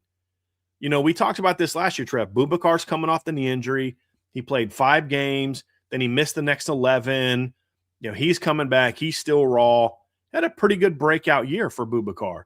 A lot of people say, oh, Bryce Young's going to be a star. We're like, I think he's going to grow this year, but I don't know that the breakout's going to come till 2026. We kind of felt that a little bit with Josh Burnham as well, that he's going to be improved, but I think 26 is the year he really takes that jump. Well, 2 of those guys are back. One of them's gone. But you look at it and say, Trev, the thing that's unique about this D-line or this defensive end group is, man, the talent is there. I mean, to just be, you have 3 guys who could potentially be day 1, day 2 draft picks. Potentially. And that doesn't even get into the freshman class we just talked about. But the flip side of that is it's the dreaded, we're still using the word potential. Even with a guy like Boubacar, and we'll talk about these guys individually, there's still another level that Boubacar needs to take his game if he wants to be considered an elite edge player. Obviously, Bryce is that way. Keon's that way. So it's such an interesting position group, and this is why we decided to start with the ends, because there may not be a position group on the defense that has more potential to be elite than the D-line. I think it's arguable that Boubacar could be at defensive end what Leonard Moore is at corner. I think it's potential to be that. The difference is what, Trev? Leonard Moore is that. Boubacar or Bryce could be that. I think that the defensive ends could end up being better. Your 2 defensive ends could end up being better and more impactful than your 2 starting linebackers. Potentially. Are they today? No. Because right now, Boubacar is not Drake Bowen and Bryce is not Jaden Osbury or Kingston, or you know what I mean? Like we're still talking potential with this defensive end room. And that's where you get excited in February as a fan, but as a coach, there's a little bit of nervousness because your job is to where I am so sick of Driscoll using the word potential with our defensive ends. I'm sick of it. We're not potentially good. We are elite. That's where they've got to get to. So it's exciting to see the talent and potential, but now the next several months is going to be about turning that potential into production that matches the talent. And that's going to be a big key. I think Trev froze, or maybe I froze, but Trev's just standing there with his lip like this, just kind of looking at me. So Trev's probably going to have to, can you guys hear me in the chat, by the way, right now? Can you guys hear me? Just a real quick chat. Okay. Yeah. So it looks like Trev is the one that went out of there. Okay. Yeah, I was making sure it wasn't me that froze. Yeah, my internet didn't freeze. My StreamYard just stopped working. Okay. That's not a shocker. So that was pretty neat. So yeah, it's always apologies. So we'll just transition, Trev. Were you able to hear the things that I said? So basically I ended it with the key now is from now until the beginning of the season, the key for Charlie Partridge is going to be taking the potential and turning it into a level of production that matches. Yes. Yes, 100%. There's a lot of guys in this room that I'm very, very excited about. And a lot of people, or there's guys in this room that Brian and I have both written about quite a bit so far this offseason. Very excited about the return of Boubacar and Bryce. Fact of the matter is, though, is last season they combined for 8.5 sacks. There's another level. And I think Boubacar had 7.5 of them. Yes, exactly. Exactly. And so the talent there is very, very promising. But yes, we talked about it when, Al Washington took them from like a top 25 group to like a top 12 to top 10 group. Now it's up to Charlie Partridge to get them to like that top 5 group where they have the ability to compete for championships. But before we dive into some of that stuff, Brian, we kind of have to cover what was lost. And some of it we've talked about a little bit. Obviously Jordan Botelho was gone. He was granted that 6-year of eligibility in 2025. He has since departed, as well as one of my favorite players on the defensive line, someone that never gets talked about, is Junior Tui Alamaka. He is also gone. He was kind of your all reliable Swiss Army knife. Whenever you needed to plug him in there, you knew what you were going to get. Underappreciated player. Exactly. Yeah. By everybody, including us. We never talked about him as much as we should have. Agreed. He wasn't ever an elite player, but you knew what you're going to get from him every single day. Mm-hmm. You really did. Every single day. And he was one of the people that helped cushion the blow of a lot of the injuries that you had occur in your defensive end room the last couple of seasons. No. Josh Burnham goes down, you insert number 44. In 2024, 5 and 12 go down, you insert number and 44. 40 went down for a couple games, remember? Like, that's right. They played that Purdue game without Burnham was already out. And then Botelho goes down. Mm-hmm. And then you come back home that next week from Miami of Ohio, no Burnham, no Botelho. And then 1 week later, you went from no Burnham, no Botelho, and then no Boubacar. You eventually got Burnham back, but that's when Junior Chilamaka, who played a grand total of 0 snaps Big, fat 0 snaps on defense the first 2 weeks of the 2024 season. And what does he do the first game? He gets a lot of action. He intercepts a pass near the goal line. And what did he do near the end of the season?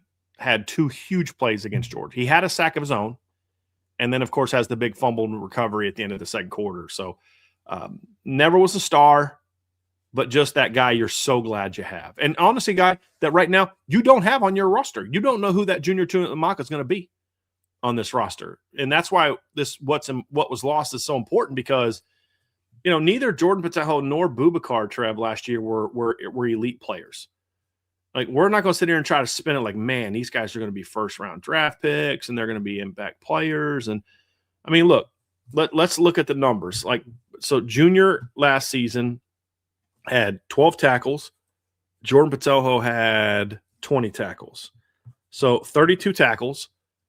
Tackles for loss, you had Junior had 3.5 tackles for loss. Jordan Patejo had 1.5, 5 tackles for loss. So again, not elite production. Sacks, Junior had 1 sack and Patejo had 1 sack, so 2 sacks. So it's 32 tackles, 5 tackles for loss, and 2 sacks. I could sit here and spin this and be like, look, man, it's not going to be that hard to replace that level. It's not the production alone that's the issue.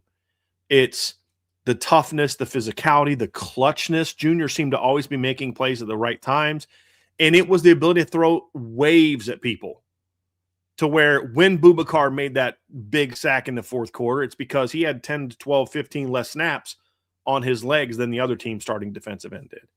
So there's a lot of that stuff that's beyond just the numbers that you're replacing at defensive end. Then obviously we've also talked a lot about the loss of Josh Burnham, because I would argue because of the level of talent that was coming back, and Josh Burnham is an exceptional talent. And it's a bummer that they lost him to Indiana and to the transfer portal. But that void that Junior Tuiamaka left could have been filled by Josh Burnham, but the level of talent grows. Yeah. That's the biggest thing, man. That's what's tough about that loss. Here's how I look at it, Trev. You hope that Keon Keeley can replace Josh Burnham. That's the hope. Now, production-wise, you may be like, well, again, how hard is Josh Burnham going to be to replace? And isn't Keon already going to do that? I mean, Josh Burnham had, 3 sacks last season, 16 tackles. Well, Keon Keeley last year for Alabama had 16 tackles and 3 sacks. Josh had more tackles for loss than Keon did. He had 6 compared to Keon's 3. Like, isn't he? Well, yes and no. The yes is, sure, he had the same number of sacks last year that Josh did, but I would argue that Josh was a far more impactful player. And also remember that last year Josh Burnham had those 6 tackles for loss and 3 sacks on only 235 snaps, because he didn't play a whole lot early because he was coming back from an injury.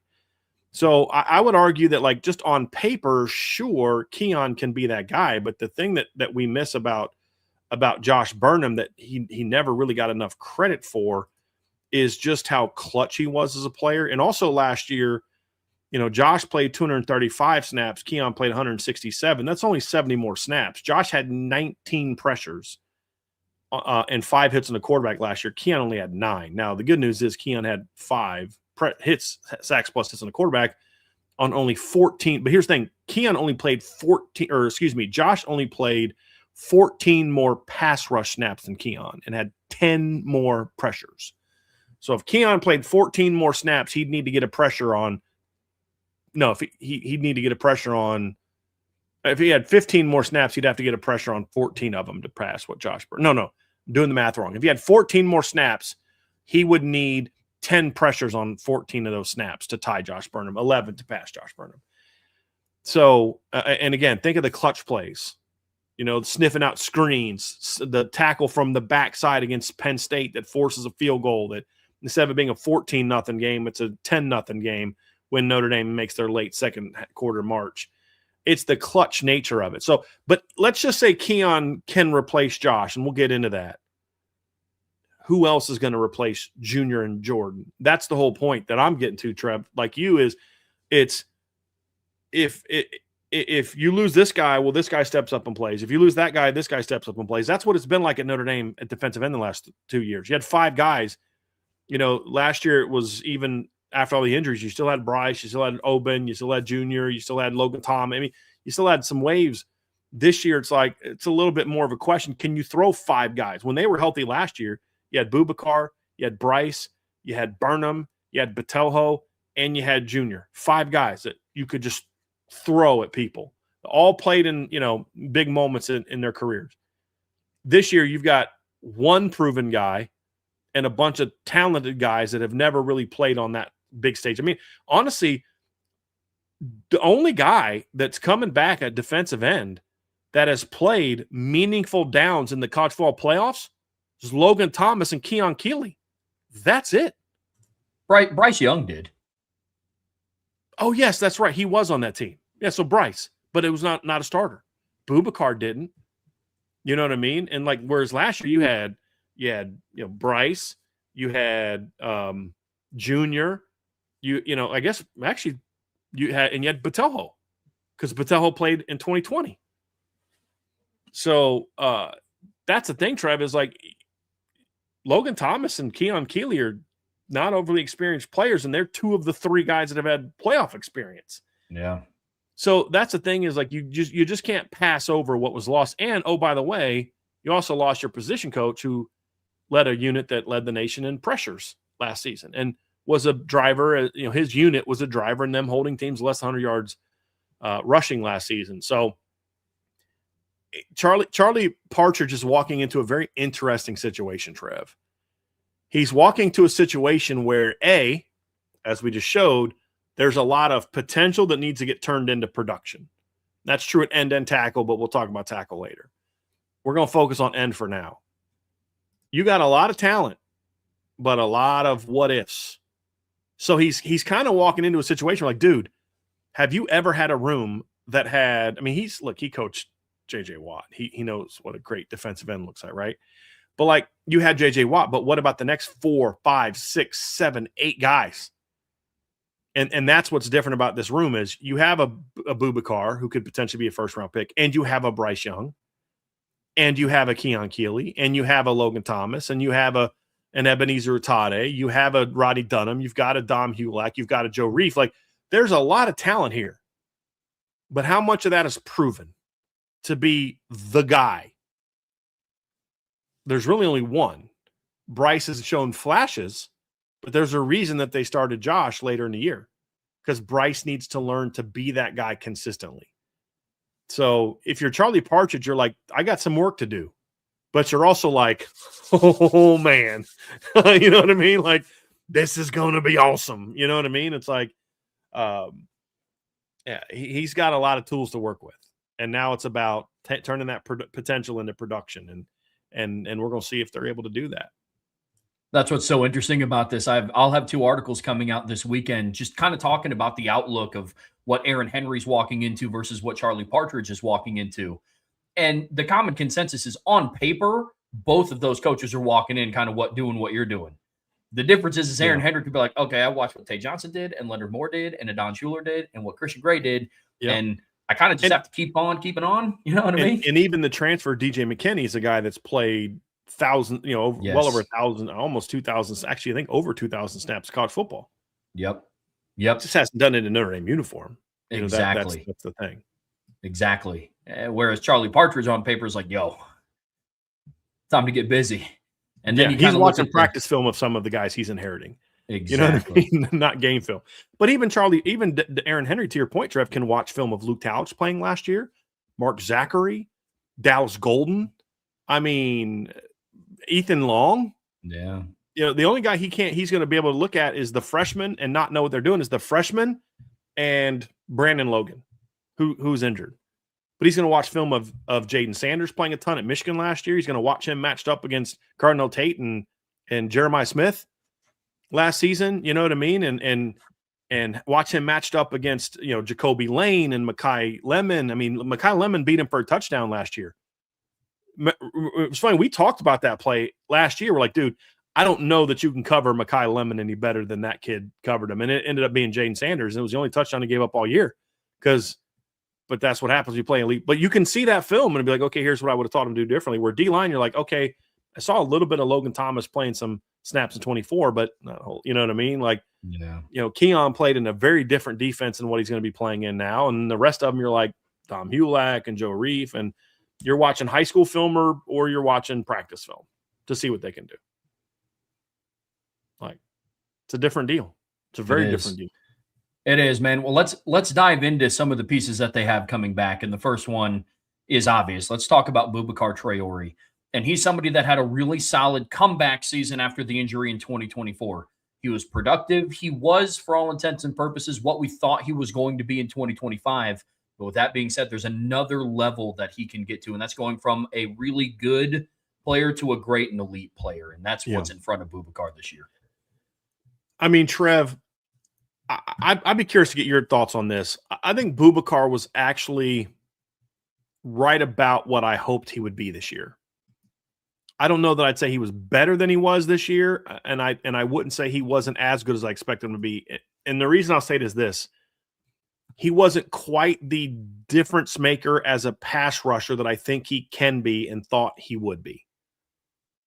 I think Boubacar is capable of, and maybe that part of this is just because of my expectations, but I thought he was capable of being, even in his first, full year, I thought he was capable of being like a 40 plus, pressure guy. He was at 31 pressures. Now, the thing about him is he has a crazy hit rate. Like over half of his pressures end up with a hit or a sack of the quarterback. And PFF actually had him at 10 sacks last season. But I thought there was another level. Now, part of that was the first 3 games, he was basically neutered by his own defensive coordinator. So that's kind of part of the thing there. But like, he only had 2 more pressures than Bryce Young did, and he did that on 92 more pass rush snaps. So I think there's a level for him to get to, and I think we started to see that down the stretch. I mean, like the entire D-line, he was gassed against Stanford. But Boubacar only had 7 pressures in the first 4 games. As we mentioned, part of that was your defensive coordinator. In the last 7 games, he had 3, 3, 6, 4, 4, 3, and 1. Like, that's the kind of production that he's capable of, Trev. Like, that's the kind of production where you're like, okay, like if he can do that over the course of an entire season, now you got something. Because that was over 7 games. If he did that for 12 games, you're looking at 41 pressures. That's kind of where we thought Boubacar could be. So even though he was like last year, even though he wasn't like an elite talent, he showed that potential. The reason I still say he was what we hoped he would be is because I think he was actually better against the run last year than I thought he was going to be against the run. Like, that was the big question mark about Boubacar. Can he be a really good edge setter? And by the middle of to end of the year, he was very good. I mean, I could show you clips of him coming down, seeing the puller, doing exactly what you're taught to do. You come in, I think in their case, they taught a wrong arm. You bang that shoulder into him. You make sure you got proper leverage. You're either forcing a bounce, or what Notre Dame usually like to do is they either spilling it outside, like in a bounce, or you're forcing it back inside to your linebackers. And they wanted to force it back inside. You could tell because he would play upfield shoulder, be physical, knock that guy back, but he wouldn't wait. It's my biggest pet peeve of defensive ends is when they see a puller and they kind of wait on him.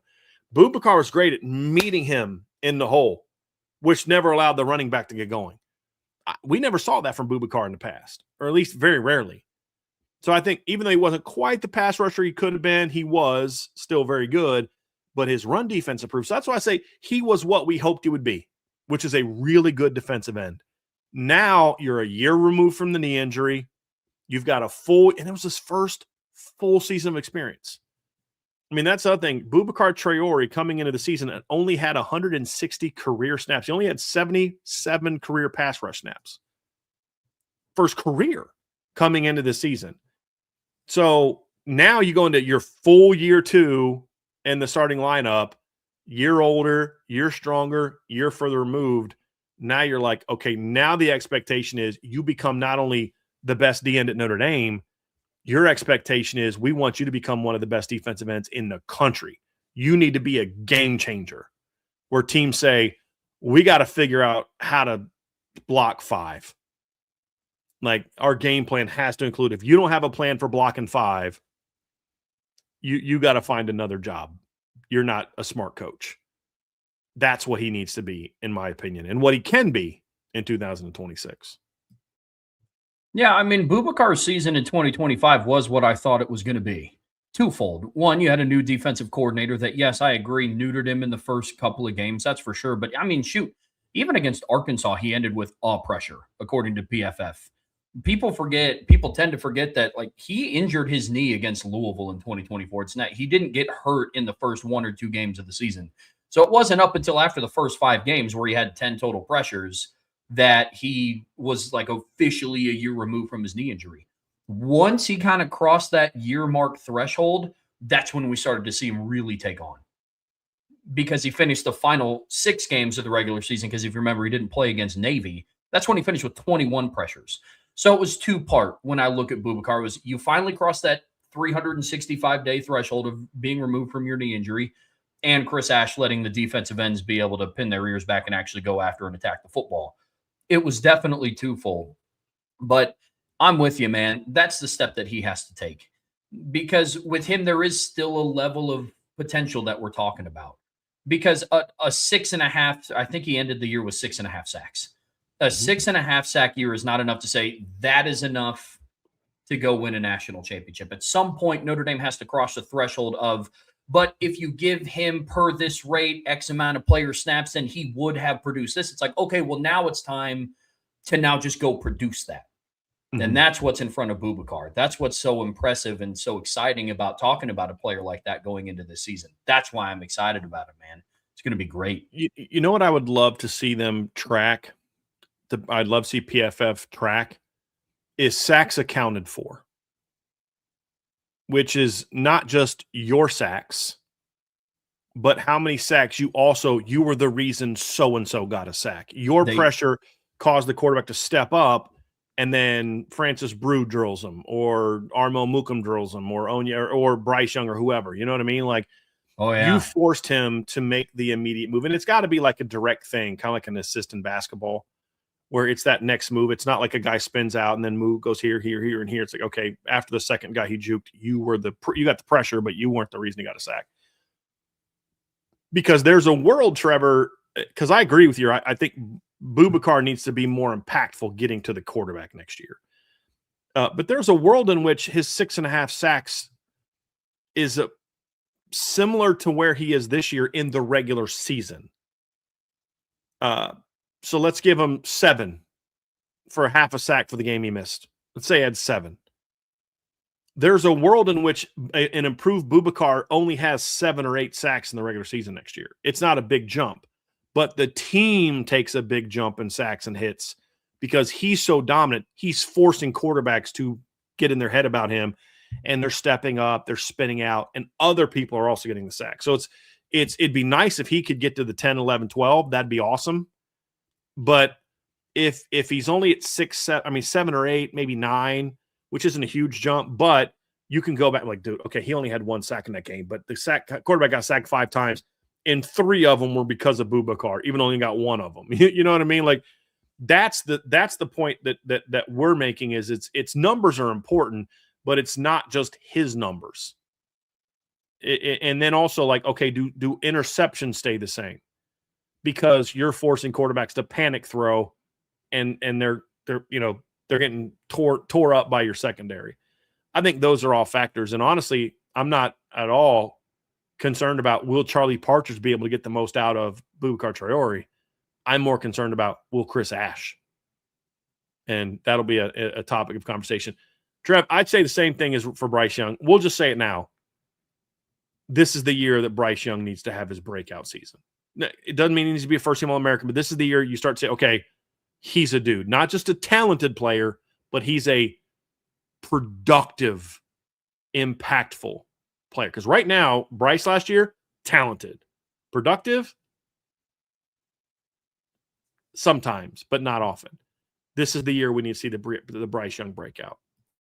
Yeah, Bryce Young, in my eyes, and I'd be curious to see if it's the same for you. Bryce Young, to me, is the catalyst.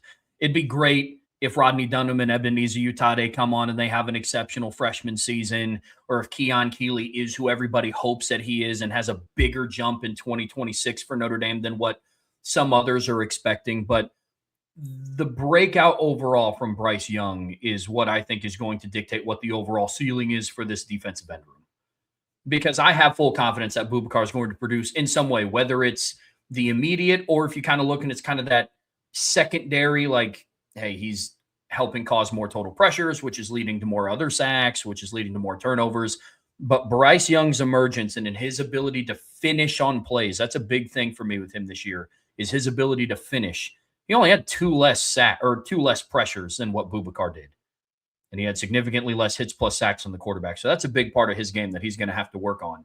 Also going to have to get a little bit better in the run game. After the mistake against Texas A&M, he was significantly better.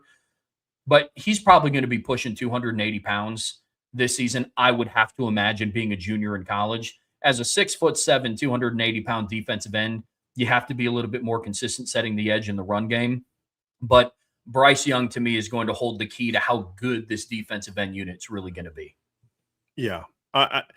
If Boubacar's great, but Bryce is just okay and Keon is just okay, they're not going to be great at defensive end. And it makes it a lot easier for teams to say, if we block 5, we'll be fine. These other 2 kids are good. And there's going to be the occasional game where Bryce goes off and has that big game. And you're like, oh, we're waiting. And then the next week, he's not heard from. Like, I could agree completely. And this circles back to the beginning, Trev. And this is where you were going with this one. Who is the guy to fill the void that the plays that Junior made, that Boubacar made, or excuse me, that Batelho made, that Burnham made? Because when you factor in all of it, what you're losing from last year, Trev, is when you factor all the losses, is you're losing 48 tackles, you're losing 11 tackles for loss, and you're losing 5 sacks. You're also losing, let's see here, you're losing 38, 54 pressures. So from the defensive end position, you lost 48 tackles, 11 tackles for loss, 5 sacks, 54 pressures. I believe that's correct. It's 19, 19, and 16, right? So 19, 19 is 38. That's 54, correct? So you're losing 54 pressures. You're losing a total of, let's see here, Junior had 2, Burnham had 5, so that's 7, and then Patojo had 3. 10 hits plus sacks on the quarterback. That's actually a lot of production that has to be replaced and hopefully improved upon. Now, Boubacar may get some of that, but how much of that you expect him to really get? I mean, if he adds 4 more tackles for loss onto his resume and he has 14 tackles for loss in 11 games next year, that's a heck of a season. That's still, where's the other 7? You know what I mean? Like, and that's assuming the goal is just to repeat what you did last year in the regular season. Well, I think the goal should be to be even better and be even more disruptive and more productive. For that to happen, a lot of that production needs to get eaten up by Bryce Young, in my opinion. He's step 1 of 2 really important steps. The others are an or. Like the Keon or Logan or Ebenezer or Rodney or Dom or Joe. This one is you need Bryce to be that guy in 2026. Could not agree more. And if he is, the outlook on the defensive end room is going to be absolutely exceptional. And it's already really, really promising. But you mentioned a couple of other guys in there, Brian. I mean, we could go on and say the same is true for Keon.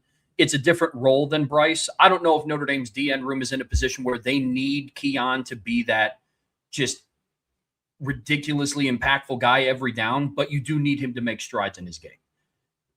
If there's somebody that could and does have the potential to replace that Junior Tui Alamaka role, it is Keon Keeley. It's just you're replacing a 6'2", 245-pound D end with a 6'5", 275-pound D end. So the outlook is just a little bit different. But very excited to see what Keon Keeley is also going to bring to the table this year. Yeah, look, you need at least one other guy to be impactful. And I would argue you need 2 to give you some of the lost production.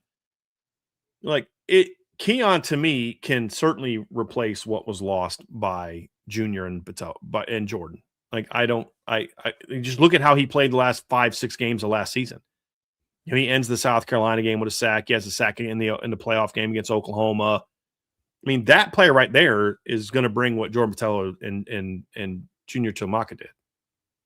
But if that's all he does is replace them, we don't have a replacement for Josh Burnham. Well, Bryce Young's the replacement for Josh Burnham. All right, cool. Who's the replacement for Bryce Young? Well, that'll be Keon. All right, cool. Now, who's the replacement for Jordan and Junior? You see, you know what I mean? So, like, it can't just be these three. Now, if Keon and Bryce both have a breakout, your problems are kind of like as long as you're healthy. Now, you know what I mean? Like, now you're like, because Keon could play both sides, Bryce could play both sides. I'm sure that Boubacar could play both sides, where you could have sort of a 3-man rotation there. But it'd be better if you have 4. And that assumes that for the first time in a decade, you don't have any defensive ends that get injured at all. I mean, Burnham missed time this year. He didn't miss any games this year. He just was limited at times this year. He missed games last year. Boubacar missed a game this year. And I think the setting him out from Navy was also, he was getting a little bit gassed his first year back, you know, from the injury. And you're trying to protect the knee because he missed so much time the year before. Botelho's had multiple bad injuries. I don't remember Junior missing any time, but you've had a lot of injuries at that position over the years. Because why? Because it's football. I mean, so has every other team in America had to deal with that.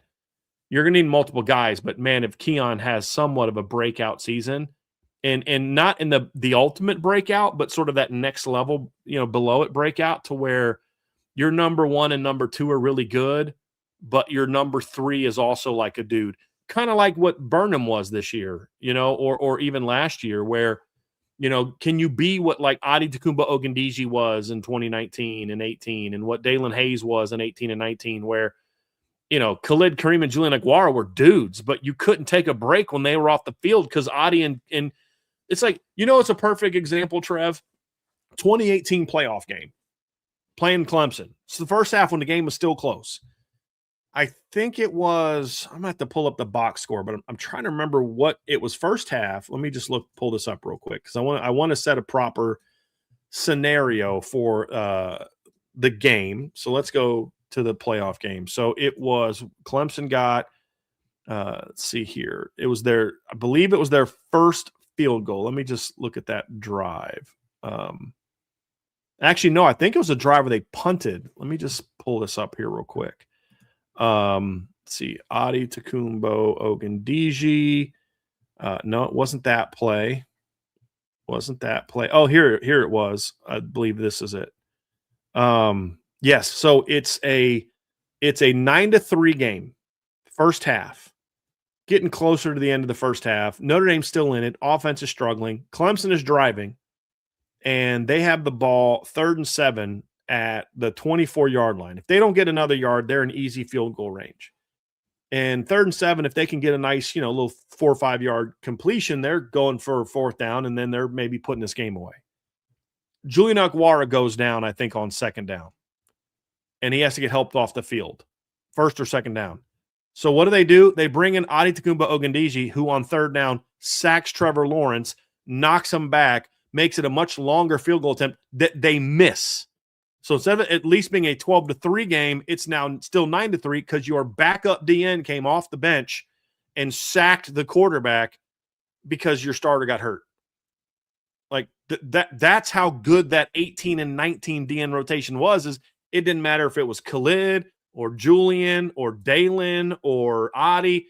And then you also had Jameer Jones move to DN. He played in the NFL. He started games in the NFL.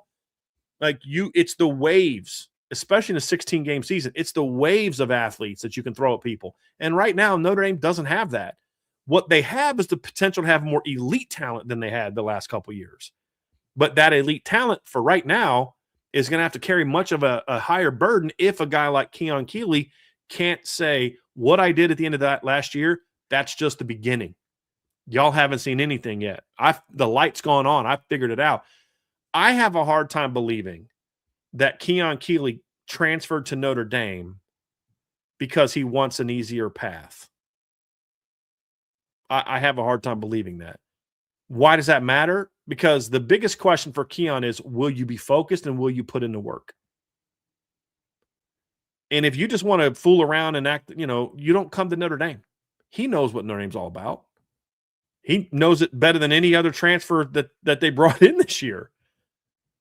If he puts in the work and can stay healthy, I think Keon could become that guy where he literally replaces Bryce, and Keon replace all the production that they lost and then some. That's how good they are. But right now they're here and they need to get to here. But Bryce is key number one, but it's Bryce and Keon, or you need a Logan Thomas or a Dom Hulak or a Joseph Reif to have that breakout season where they can help you. Logan Thomas is an intriguing one too, Trev. And of course, you've got the incoming freshman, and we'll talk more about all those guys as we get closer to spring. But I think talking about Keon Keeley and Logan Thomas is vitally important, that they both have healthy and productive off seasons. Because if Boubacar becomes what we think he can be, just normal progression, Bryce becomes kind of what Boubacar was last year, Keon becomes what Bryce was last year, and Logan Thomas has a healthy offseason, now all of a sudden you're like, this is the best group of just pure pass rushers Notre Dame has had since 2018. And maybe even better than that. Because I would argue Khalid was never an elite pass rusher. What Khalid was a clutch pass rusher. I've said this before. Khalid had 4.5 sacks one year, and I could literally name every one of them because they were all big moments. Like, that's how Khalid was. Like, man, has Khalid made any plays today? It'd be nice if he stepped up on his 3rd and 5 on the game on the line. Khalid sack. You know what I mean? That's just kind of how he was, right? He was like that hitter that goes 0 for 3 in 3 strikeouts and looked terrible in all 3 strikeouts. But then you get to the bottom of the 9th inning and there's 2 on and you're down by 2 and there's 2 outs and, boom, walk-off home run. Like, that's how Khalid was. He was just money. Now, he was never 0 for 3 with 3 strikes. You get the point that I'm making, right? Those 2 guys are key, Trev, to me. Keon's got to become kind of what Bryce was last year at the very least, and they need a healthy Logan Thomas. Because Logan can bring you some legit athleticism, pass rushing. Now, can Logan be an every down, first and second down defensive end? He's going to have to get a lot bigger than 218 pounds for that to happen. Yeah. But can he bring you sort of that, you're up 3 scores, he's pinning his ears back, getting after the quarterback? Can he be a 3rd down package guy? Absolutely. You kick Bryce. How are you going to replace Kingston? Logan Thomas. You know what I mean? That's how you replace Kingston being out. Logan Thomas. If he can stay healthy and have the jump. Because he was hurt a lot last offseason, which prevented him from really being any better he was more productive as a freshman than he was as a sophomore. Yeah, he was. He was. Logan Thomas is the guy for me that helps start to unlock that depth. And this is just me looking at this, and I could be misplaced in saying this, but I have more faith that Keon is going to see more snaps in 26 than I do Logan Thomas' current state. That could change once we get into spring practice, but again, I seriously doubt Keon Keeley came to Notre Dame to play 5 snaps a game. I don't see that being. And you don't bring him in to do that. Exactly. Right. Exactly. Logan Thomas is somebody who starts to unlock that depth. Because if Keon could even if he just at the bare minimum picks up from where he left off of how he ended his career at Alabama, you have your 3-man rotation of Boubacar, Bryce, and Keon. But to your point, what comes after that? Again, can't tell you the last time I remember a fully healthy season from a Notre Dame defensive end rotation where just all of the guys in your rotation were just at the top, good to go for 12 straight games in the regular season. You need him. You need Dom Hulak, you need Joe Reif, and then obviously whatever contributions you get from the freshmen, in my eyes, are a cherry on top. They're very exciting players coming in. But Rodney Dunham, probably more ahead of the game right now than Ebenezer Utade. Both are going to benefit from being in the strength and conditioning program as early enrollees, but Logan Thomas really starts to unlock that depth. I would argue both of them are further along than what Logan Thomas was as a true freshman. Yeah. And Logan helped them. I mean, who was on the field on 4th down with the game on the game on the line in the Sugar Bowl? It was Logan Thomas. Yep. The injury helped set him back. But to your point, Trev, this is always true. You don't ever want to have to play Rodney Dunham or Ebenezer Utade or any freshman because you have to. You want to play them because, yeah, we weren't really expecting a lot from Rodney this year, but holy moly, he's just too good. We got to find a role for him. Hey, we weren't expecting to play Ebenezer. He's only 220. We thought we might redshirt him, but you can't block him. So he's going to give you 100 snaps this year. 70 of them are going to be his pass rushes, and he's going to get after the quarterback.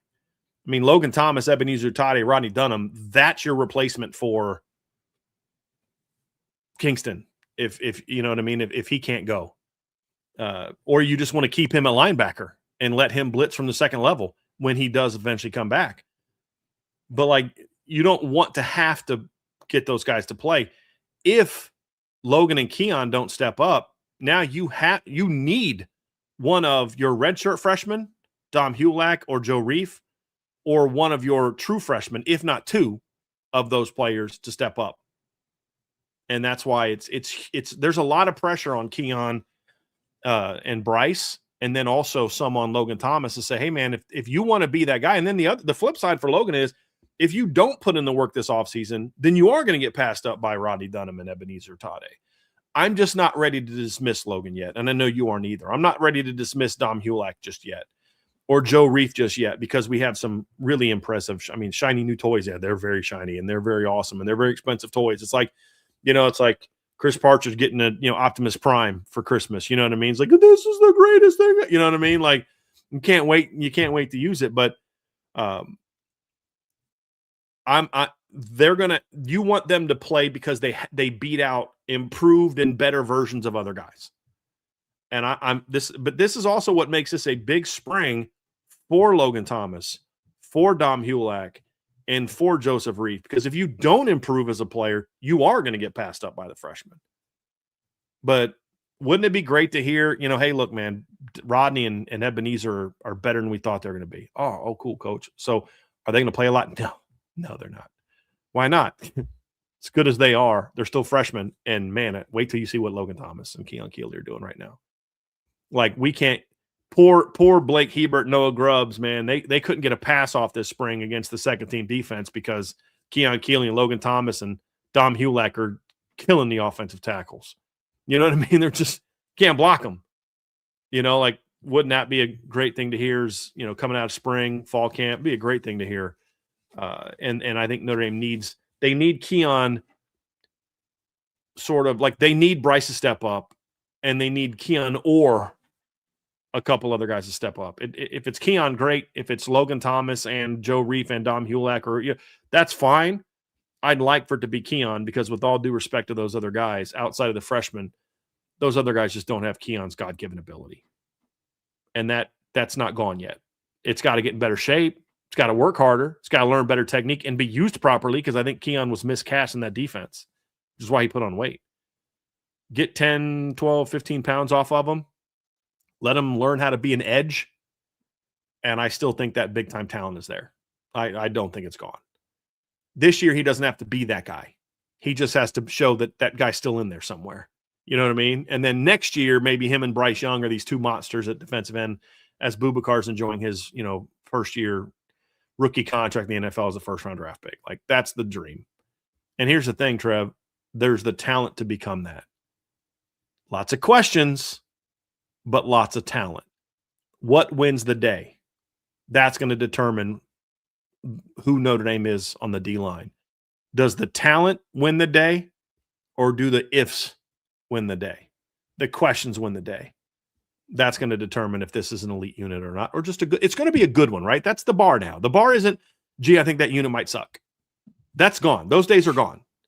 There's no liabilities for Notre Dame anymore, in that this is what kept them out. This is why they went 8-4. This unit wasn't, it's now like, okay, is it good enough to win a championship or not? That's the question. And that the talent being the story over the questions is going to determine if this defensive line is going to be good enough to do that. That's where I'm at. Couldn't agree more. Well, folks, that is going to do it for part 2 of today's show. Don't go anywhere. We're getting ready to wrap all of this up with the daily mailbag. But before we get there, you know what to do. Hit that like, hit that subscribe, hit that notification bell, whatever streaming platform you listen to us on. We would greatly appreciate a 5-star review. But as always, the best way to support what we do here is subscribe to the premium message boards at boards.irishbreakdown.com. All right, Brian, it's time to take this show home with a daily mailbag here on the Irish Breakdown podcast, brought to you by our friends over at FanDuel. And if this does happen to be your first mailbag, you can put MB for mailbag or a little mailbox emoji before your submission. That lets us know to set it aside. Now, we can't go forever, so if you do want to make sure you get your question answered, you can always throw in a super chat. Those get bumped up to the top. And then, Brian, I think we have a couple of those in there. Yeah, we do. We'll kick things off with UT Irish 5-5. So obviously this is a different name, but we know this is Drew, so we got you here. But it's got a big one, Trev, to kick things off. Appreciate you, Drew. Appreciate the super chat.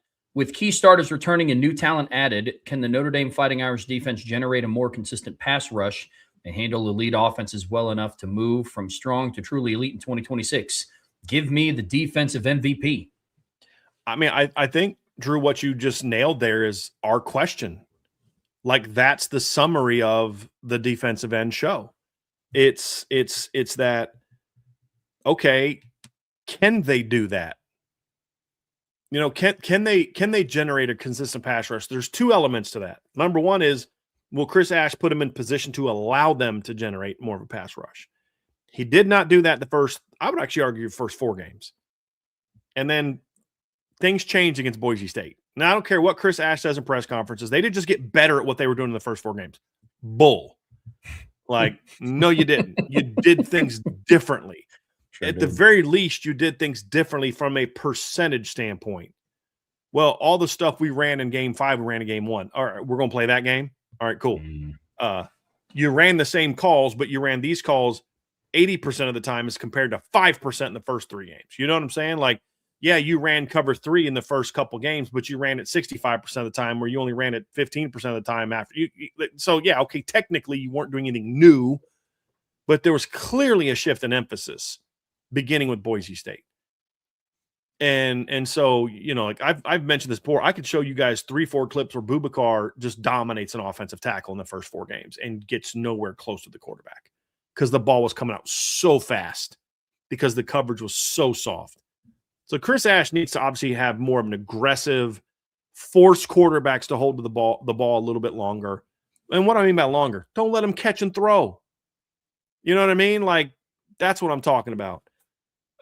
Do that, and this D-line, you know, then has to show, well, okay, this is why you need to do that, because we're dudes, we're ballers. You let us have a little bit more time, we're gonna get home. You know, like you not let them throw a quick game at us all day, and we'll get home. The talent is there. Yeah. I think you nailed it, Drew. The talent's there, but the question is, will they play that way? That's the unknown. Boubacar showed that at times, and then other times, you know, he didn't have a chance to show that as much. Some of it was him still learning, and some of it was he wasn't allowed to do so. But it can't just be Boubacar, because if it's only Boubacar, everybody else is going to say, well, we're just going to adjust our coverage. We're going to slide to him in certain situations. We're going to chip on him all day. You know, we're going to line up with 2 tights to that side, you know, and run away from him, or what, you know, I mean, there's all types of things they can do. You know, we'll run counter away from him then. That's fine. You know what I mean? Like, there's all types of things that you can do, where last year, late in the year, part of the reason the Notre Dame run game was so good down the stretch was as much as Boubacar improved against the run, he still wasn't nearly as good as Josh Burnham was. I mean, you know, Josh was a dude. And it's not a surprise that Notre Dame held opponents to 12, 70, 86, and 112 rushing in their 4 games against, you know, the non-option teams. I mean, think about that. In the 5 games that Josh Burnham started, 4 of them were against Power 4 teams.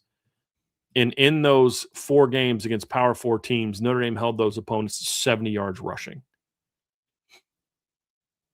And then if you add the 206 against Navy, okay, that doesn't look as great.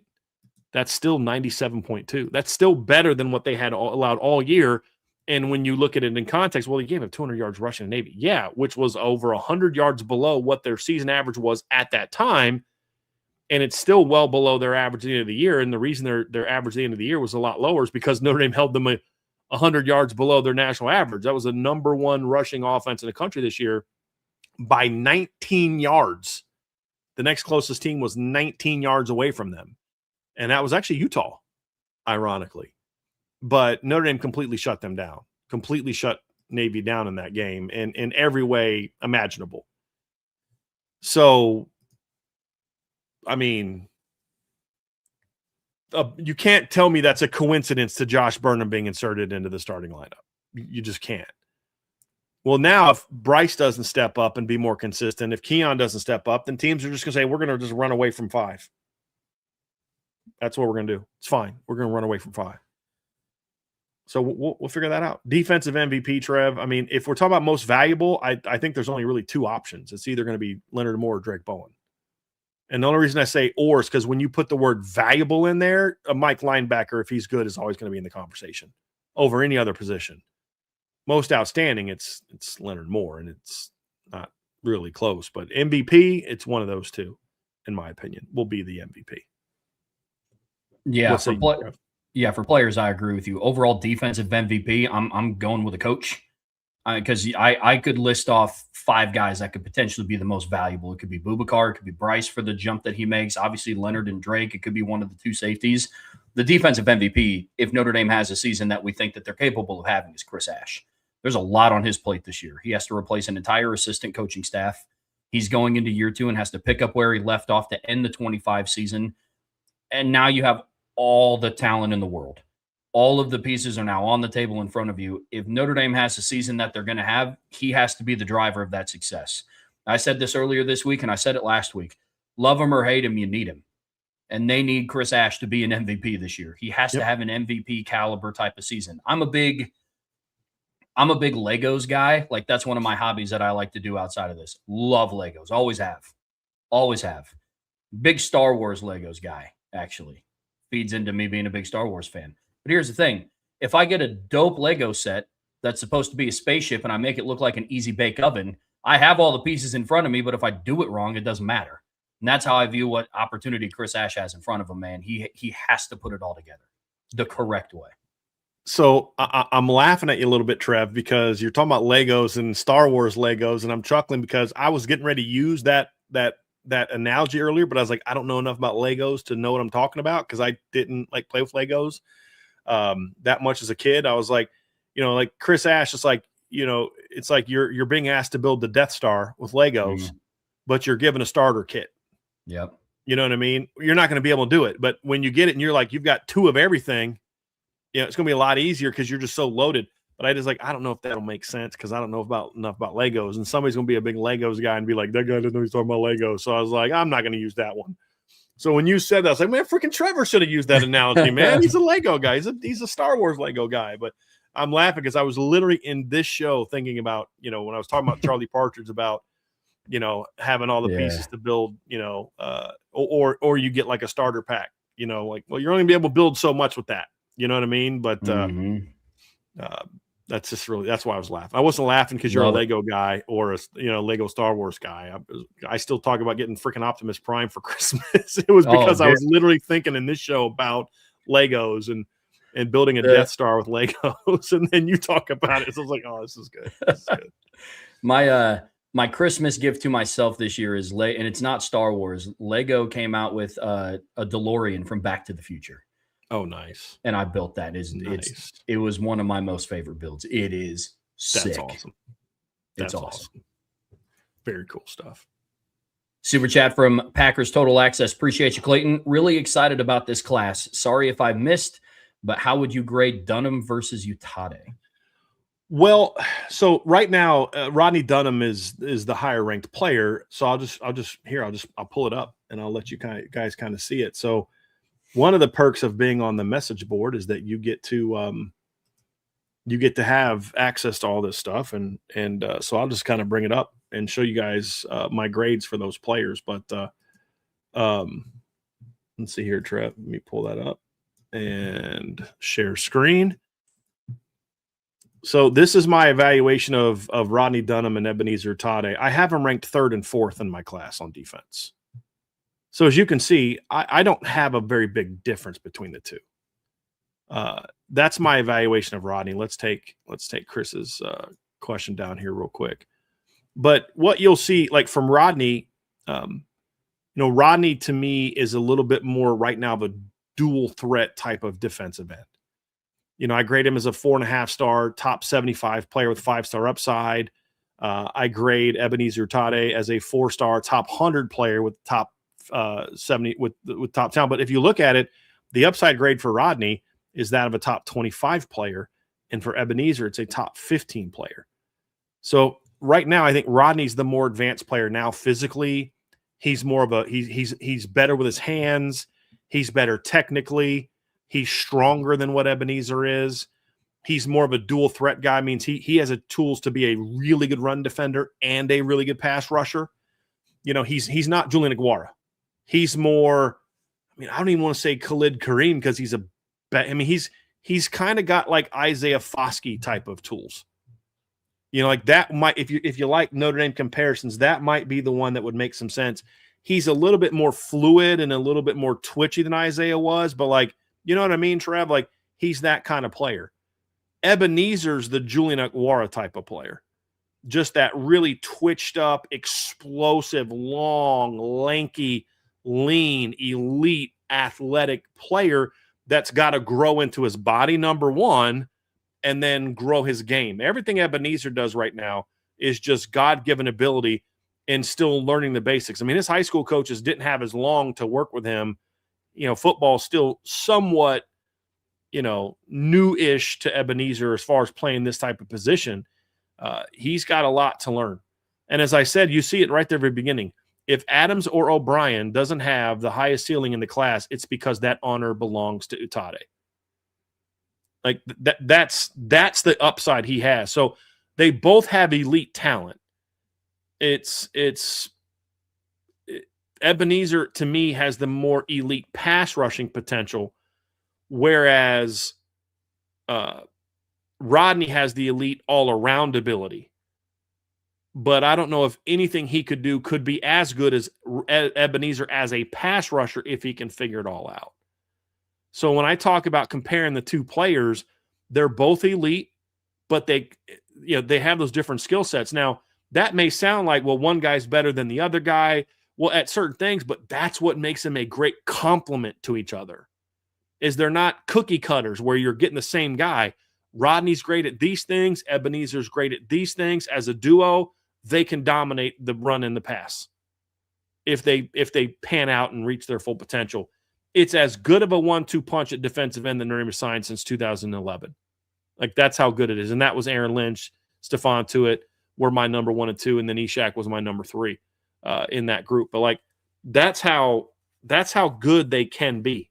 They're just a little bit different in how they go about dominating, which is okay. I kind of like that. I like the fact that Khalid and Julian were very different players. I like the fact that Adi and Dalen were different players.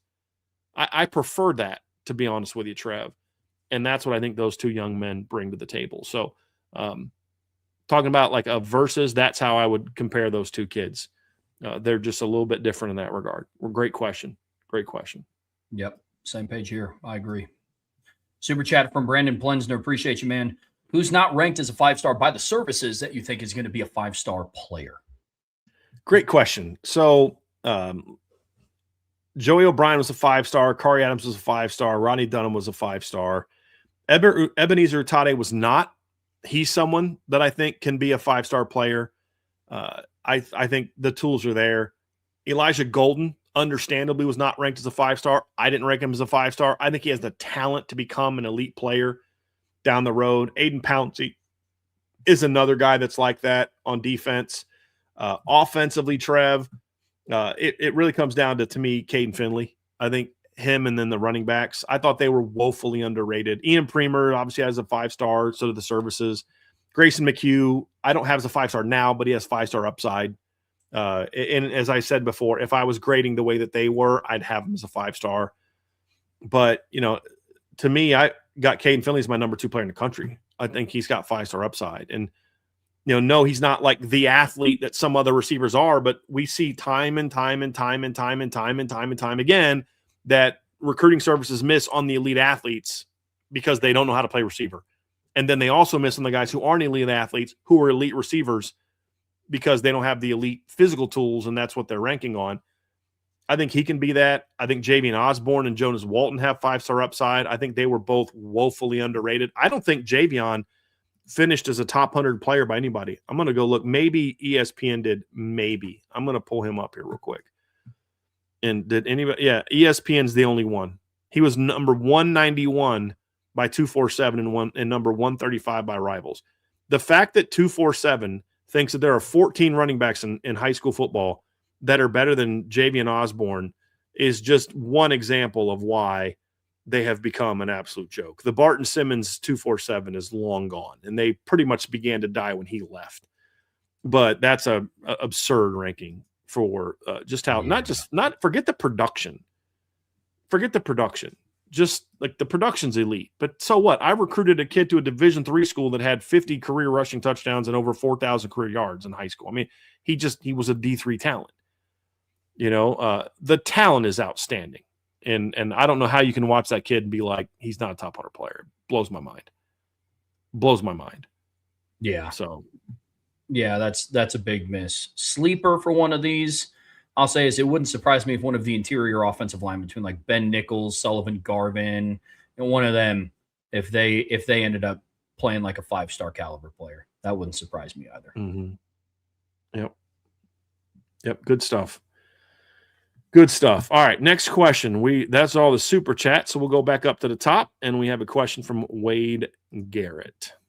What are you looking forward to the most from spring practice this year? A player or position group you will have your eye on the most? Appreciate you guys.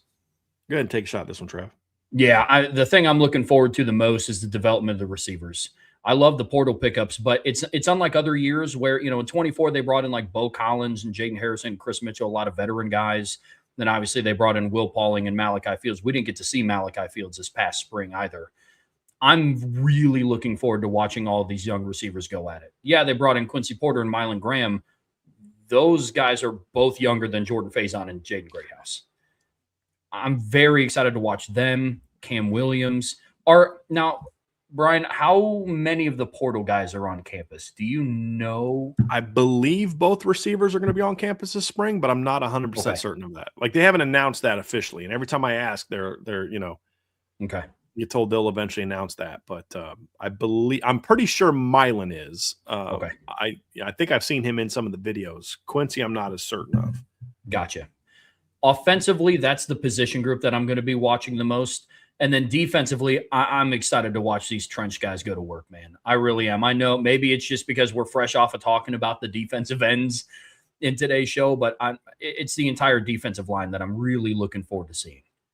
Yeah, I'm excited to see the 4 incoming freshmen come in. I'm excited to see what kind of strides some of the redshirt freshman guys have made. Very excited. I've been seeing a lot of pictures of them on Twitter or X, and excited to see what Christopher Burgess looks like going into this season, because it looks like that dude is getting massive in a good way. Yes. Not massive as in, he's a that kid needs to lay off the cheeseburgers. No, it's exactly. not that at all. Yeah, it's not that at all. Exactly. So that's probably my position group on defense. That's what I'm looking forward to the most, Wade. Yeah. Receiver is a big one for me. I'm very curious to see what the offensive line look is going to be. Who's going to be where? I'm very curious to see that. Very curious. Yeah. From Fred Sanford, Gus Malzahn is retiring soon. He's 60. Mike Denbrock is 62. Do we have a plan in place for whoever or for whenever he calls it quits? Well, I mean, if he quit right now, I think the plan would, just my opinion, I think you'd probably just see Gino Guidugli get upgraded to that position. I could be wrong on that. Maybe there's a block for him, like for Mike Mickens, but I would imagine he'd get a pretty strong look. He called plays in the bowl game. Gino Guidugli's called plays for one game at Notre Dame, and they scored 40 points with Steve Angeli quarterback. So, yeah. Other than that, it's about knowing what you want and going. It's like when any other coach leaves. You don't need a special plan in place because your offensive coordinator decides to retire. It's no different than Mike Mickens taking a job in the NFL. You have some guys you look at, some guys you respect. That list evolves, because if you have a list today, Mike Denbrock coaches another 5 years, that list is going to look very different in 5 years because the guys that are on your list today are going to be head coaches somewhere or NFL offensive coordinators in 5 years, or will have proven to not be very good, and you're glad you didn't need to hire them sooner. I mean, that's part of it too. So I don't think there's a plan in place in that regard, number one. Number two, Gus Malzahn has been through a lot more as a coach than Mike Denbrock because he's been a head coach. Yeah. Being a head coach is way more of a burdensome job than just being an offensive coordinator. Yep. And anyone that's met Mike Denbrock will look at him and say, yeah, he may look 62. He doesn't act 62. Dude's out there at practice with his hat on backwards, and he's always been like that. He's got some swagger to him. He's got some attitude to him that you like. And I think he still very much loves coaching and recruiting and developing and all that. So I think Gus Malzahn has been through a lot more, other than the brief period in 2016, the last decade plus has been pretty good for Mike Denbrock. You know what I mean? Like he's had a child, he's had a son was born right at the, outside, a little bit before 2015. I think his son's like a teenager now, maybe, but he's younger. Then he has this record-breaking offense in Notre Dame in 2015. 2016 sucked. He goes to Cincinnati, develops them into a playoff team.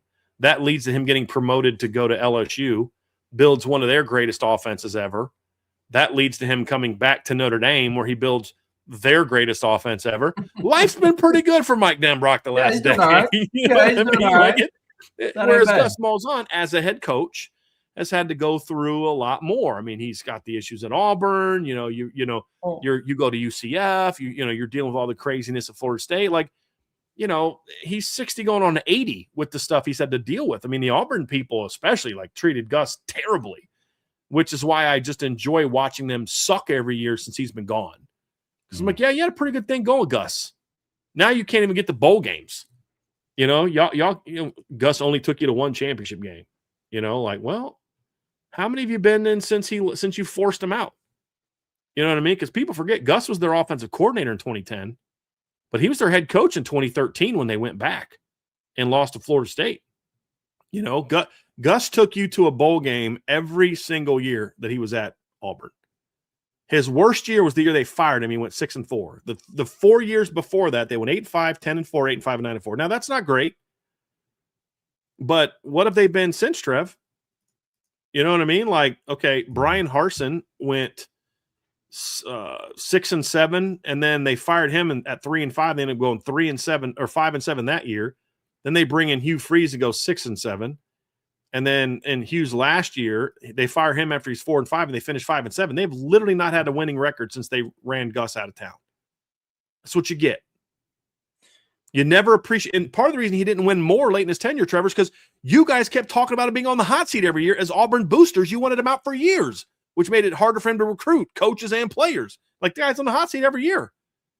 So you guys basically, and he still took you to a freaking bowl game every year, despite the fact you guys basically doing everything you could to ruin the program under him and undermine him. So, sometimes you get what you reap what you sow a little bit. You know what I mean? And I think that's what Auburn's going through. Now, I think they are coming out of the wilderness a little bit with Alex Golesh, but they deserve to be in the wilderness for a few years after how they treated Gus. I'm just going to be honest with you. But that'll wear a coach down, though, man. Well, and some of it, too, Fred, is like this is just one coach. I mean, Kyle Whittingham is 66, and he just signed a 5-year deal with Michigan. You know what I mean? I mean, Kurt Cignetti's 64, and he signed an extension that carries him through 2033. So it just depends. Everybody's different depending on what age you're at. You know what I mean? And your life circumstances are a little bit different. And I also don't know that I would necessarily believe that Gus is completely done coaching. I think Gus was done coaching at Florida State. And instead of going through a year of hot seat and coach getting fired and all that drama and all, you take a step back, you recharge your battery, and see where things shake out a year from now.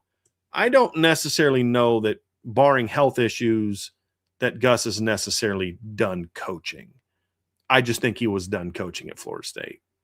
That's what I think. I could be wrong. I don't have, that's not intel. That's just me knowing how this business works. There's no need for Mike Denbrock to do that because things are rolling right now in Notre Dame pretty good. You're coming off your best season ever, and you've got all this talent coming in, and your school's helping you go get big time stud 5-star portal kids that are freshmen and sophomores. Like, life's pretty good for Mike Denbrock right now. Yeah, I think Gus Malzahn retired because he didn't want to get Pete Kwiatkowski. I mean, he was not about to be anybody's sacrificial lamb. That's right. So, that's right. Because the head coach can't fire himself. So, which is what exactly, I love that you say that, because that's it. For context, not getting Pete Kwiatkowski is Steve Sarkisian couldn't fire himself. So he wanted to blame the defensive coordinator for the team's struggles, even though they lost a game earlier this year, 14-7 to the Big Ten runners up. Let's go ahead and blame them. The defense was the problem against Georgia. Sure. Okay, whatever you say. But yeah, it was basically he got blamed for, he's the reason that the whole 13 points they give up to Kentucky. Yeah, it's his fault that they went to overtime against Kentucky. It's not the offense. Sure. A year after they were a top 5 defense. So yeah, that's exactly what happened to him. And I'm with you. And also just, he's got to know Mike Norvell's done. He's got to know what the culture's like in that program. He's like, I'm not going down with this sinking ship. Which I get. Yeah. I get. From Wyatt Kerwin, assuming all the running backs are healthy, do you think the Notre Dame offense will stick with a primarily 2-back rotation like 2025? Do you think they will expand to 3 or 4? Well, Wyatt, I can't tell you what they're going to do. I don't know. I don't know Jaywan Sider well enough to know the answer to that. I don't. I can only tell you what I think they should do, and I think they should absolutely expand, assuming everyone's healthy. I think they need at least to go to a 3-back alignment. Yeah, no doubt, because there's no Jeremiah Love in this group. I don't even know if there's a Jadarian Price in this group right now, but there's a lot of really good football players with very different skill sets. Mm-hmm. Instead of asking one of them to do it all, which Jeremiah Love did in 2025, let's not forget Jeremiah was not that player in 2024. He evolved into that player. So I personally would like to see them do more. Yes. Yep. I'm not someone who believes you should always do more. I'm a believer that you should do more if you have more than 2 guys that have proven themselves capable of being impact players. Then you should play 2 guys that are impact players. Does that make sense? Like it's not like a hard and fast rule every year. I'm trying to do this. It's just, that's where I'm at. Yeah, Wyatt, this is one of those of like kind of what gives. People have talked before about, Sider's only ever used a 2-back rotation. It's like, well, during his time as a running back coach, he's basically had Katron Allen, Nicholas Singleton, Jeremiah Love, and Jadarian Price. So you could also argue, did he ever have to go further back than just 2? This year, I think he has to. Or did he ever have a third that was good enough to force himself onto the field too? Like that's exactly. That's the biggest piece, Wyatt. So I think this year the running back room dictates that happening. But again, it's another thing we'll start to find out in the spring. And I think if Kedron didn't get hurt this year, you would have seen a role carved out for him this year with JD and J Love. Agree. From Justin ND Sniper, imagine either Porter or Graham begin to hit their ceiling this season. What traits would you expect to shine for each individually? Would one have a bigger impact on the team at their peak?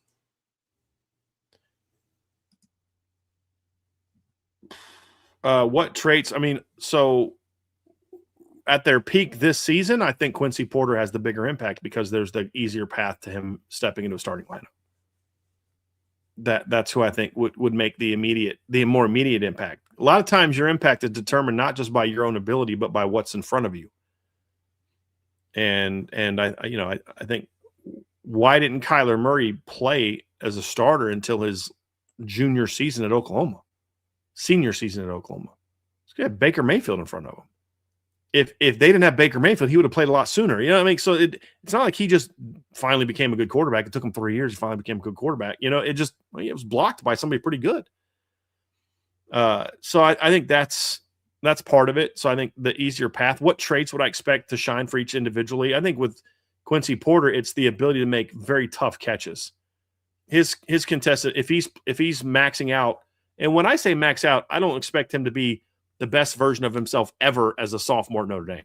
It's the best version of where you are in your development, where your best version of who you are as a sophomore compared to who you'll even be better as a senior.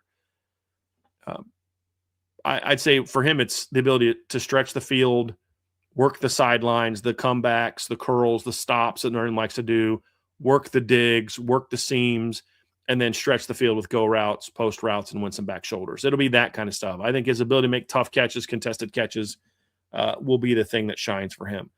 For Mylan Graham, it'll be, route running and what he's going to do after the catch.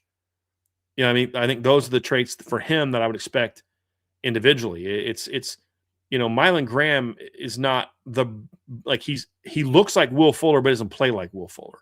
He plays more, honestly, a lot like TJ Jones, but like a more explosive athlete than TJ Jones. You know what I mean? Where, really good route runners, fast enough to stretch the field, but man, when he gets the ball in his hands, he can really do some things with it.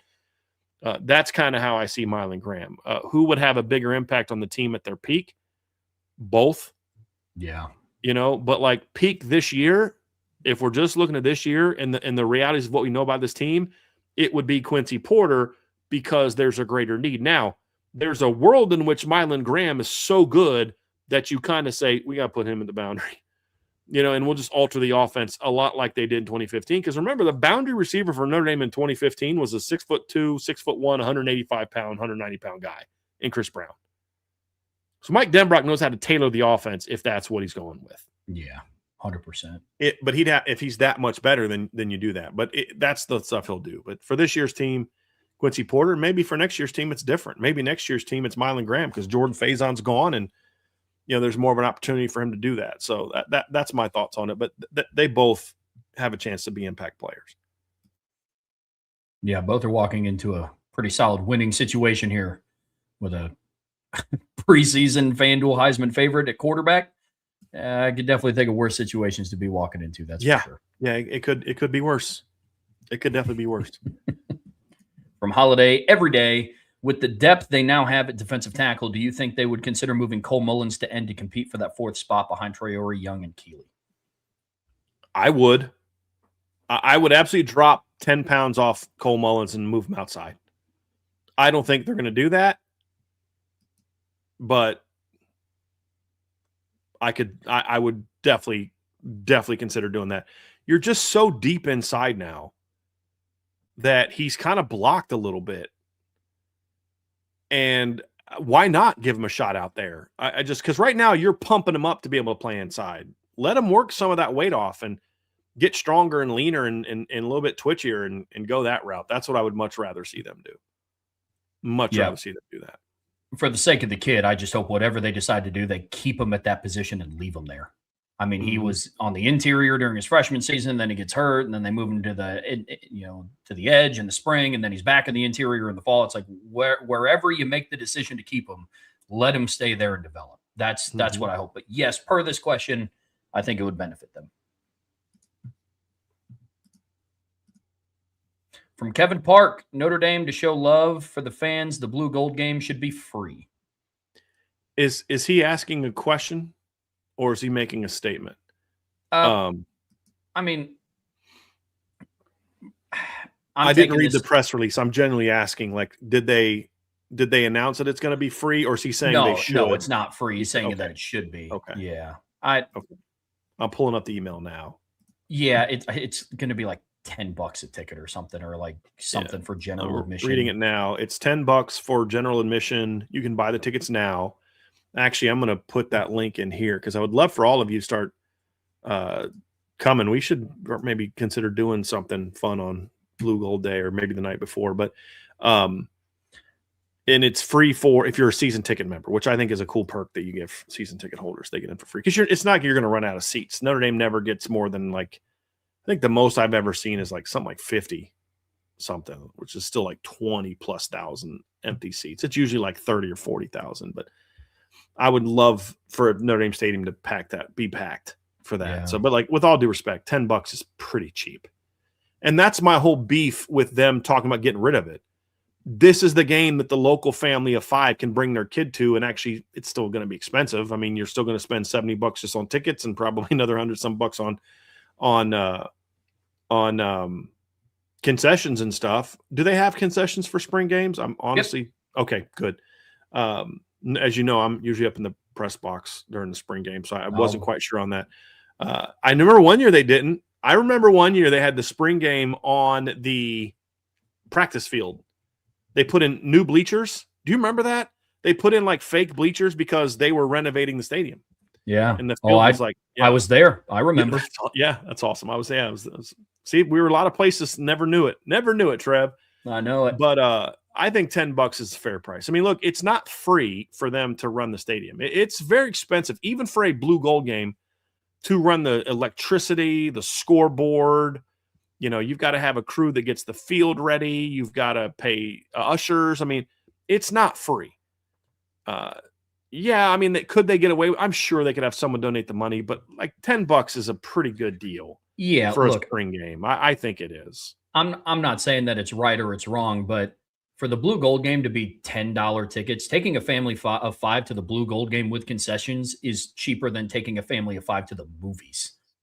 That's true. And buying concessions. Like I'm not saying it's right or wrong either way, but at some point, like $10 is pretty kosher. Yeah, I'm good with it. If they wanted to do it for free, I'd have no problem with that. But you know, like I would say, like okay, maybe make parking free in the state. You know, and you know, if you only have to pay for the ones where you're on the grass, it's going to require some I mean, that'd be more of where I would say. I think in the stadium, parking for the blue gold game in the stadium lot is also free. It's free. That would be the kind of thing I would say, okay, that's where you can help people out. Like, yeah, you know, but even then it's like, if people are going to tailgate, are people going to clean them up after themselves? Notre Dame as a fan base, the area where the kids are, the students and the young people are, that gets trashed.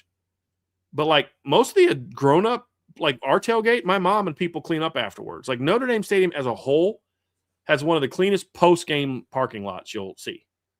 It's not clean, you know, because it's impossible to be clean. But I mean, I've been to a lot of places, man, a lot of places. And a lot of times when there are messes, it's where other fan bases were. Like, man, that place is trash. Yeah, that's where the Michigan fans were. You know what I mean? Like, they do a pretty good, and that's not cheap. You know what I mean? So if they're doing that, then that's actually a pretty cool deal. Yeah. And this is why they should always have the blue gold game, because these are games that some people, like my family and other families, like for most of my life, I wouldn't have been able to afford to, you know, drive from Lima, Ohio with me, my dad, my sister, and have to pay, you know, $100 per ticket.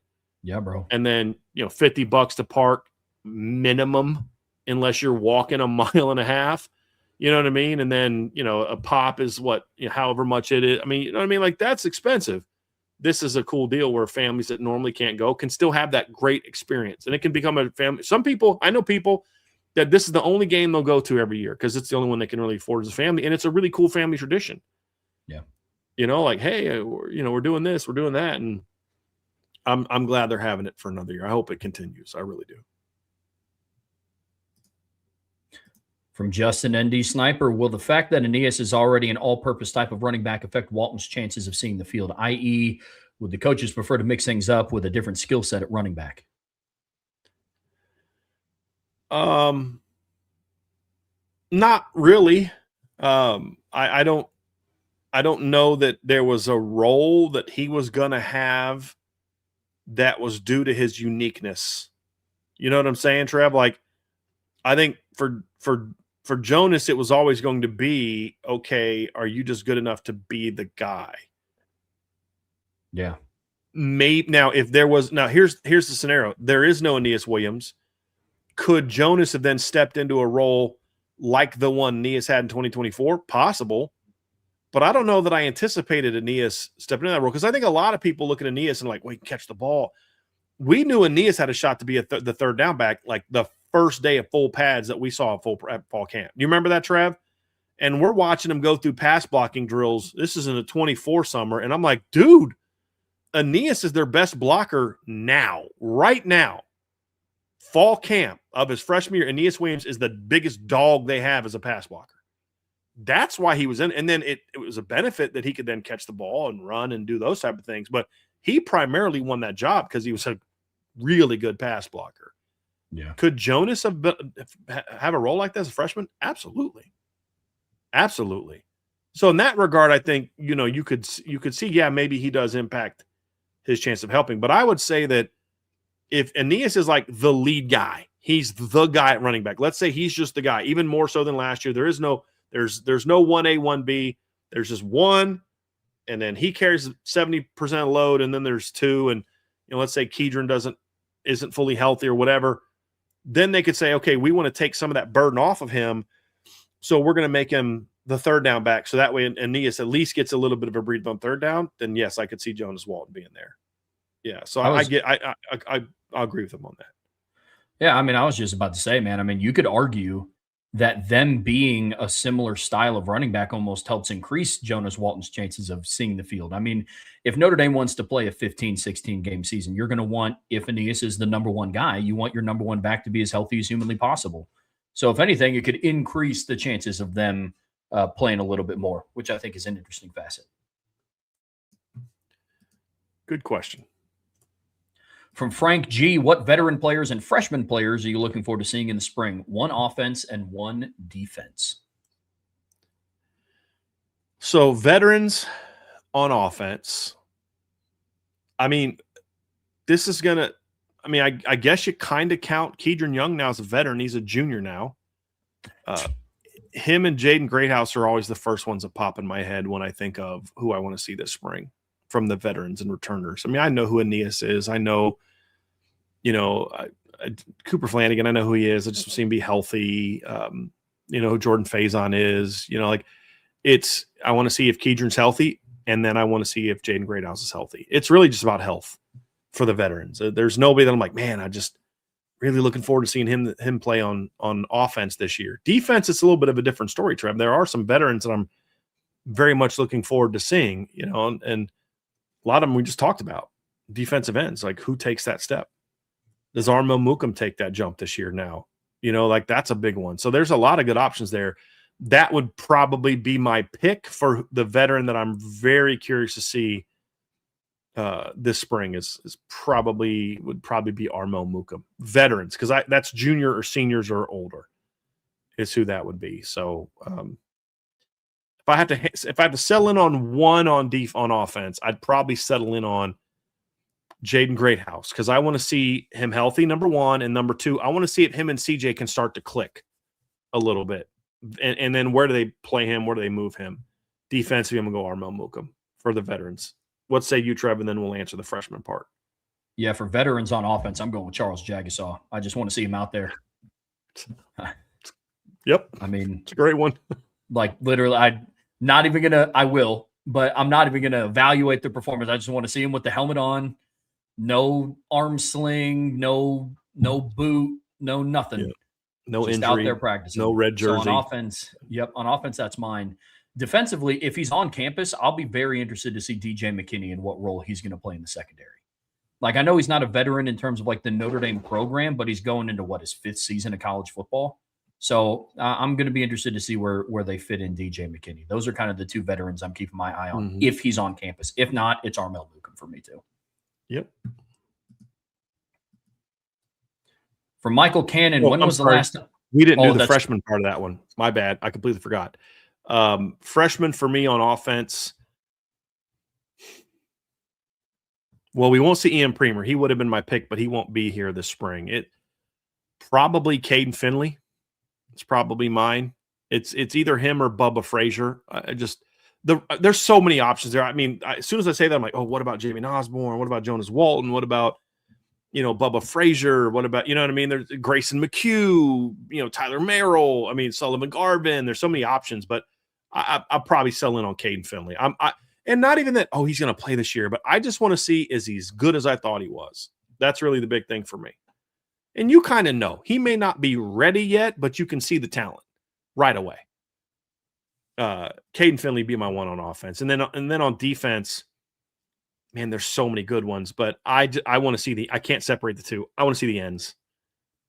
I want to see Rodney and Ebenezer. I want to see what they look like in person. Are they as explosive and athletic as I think that they are? Those are the two that I really want to see.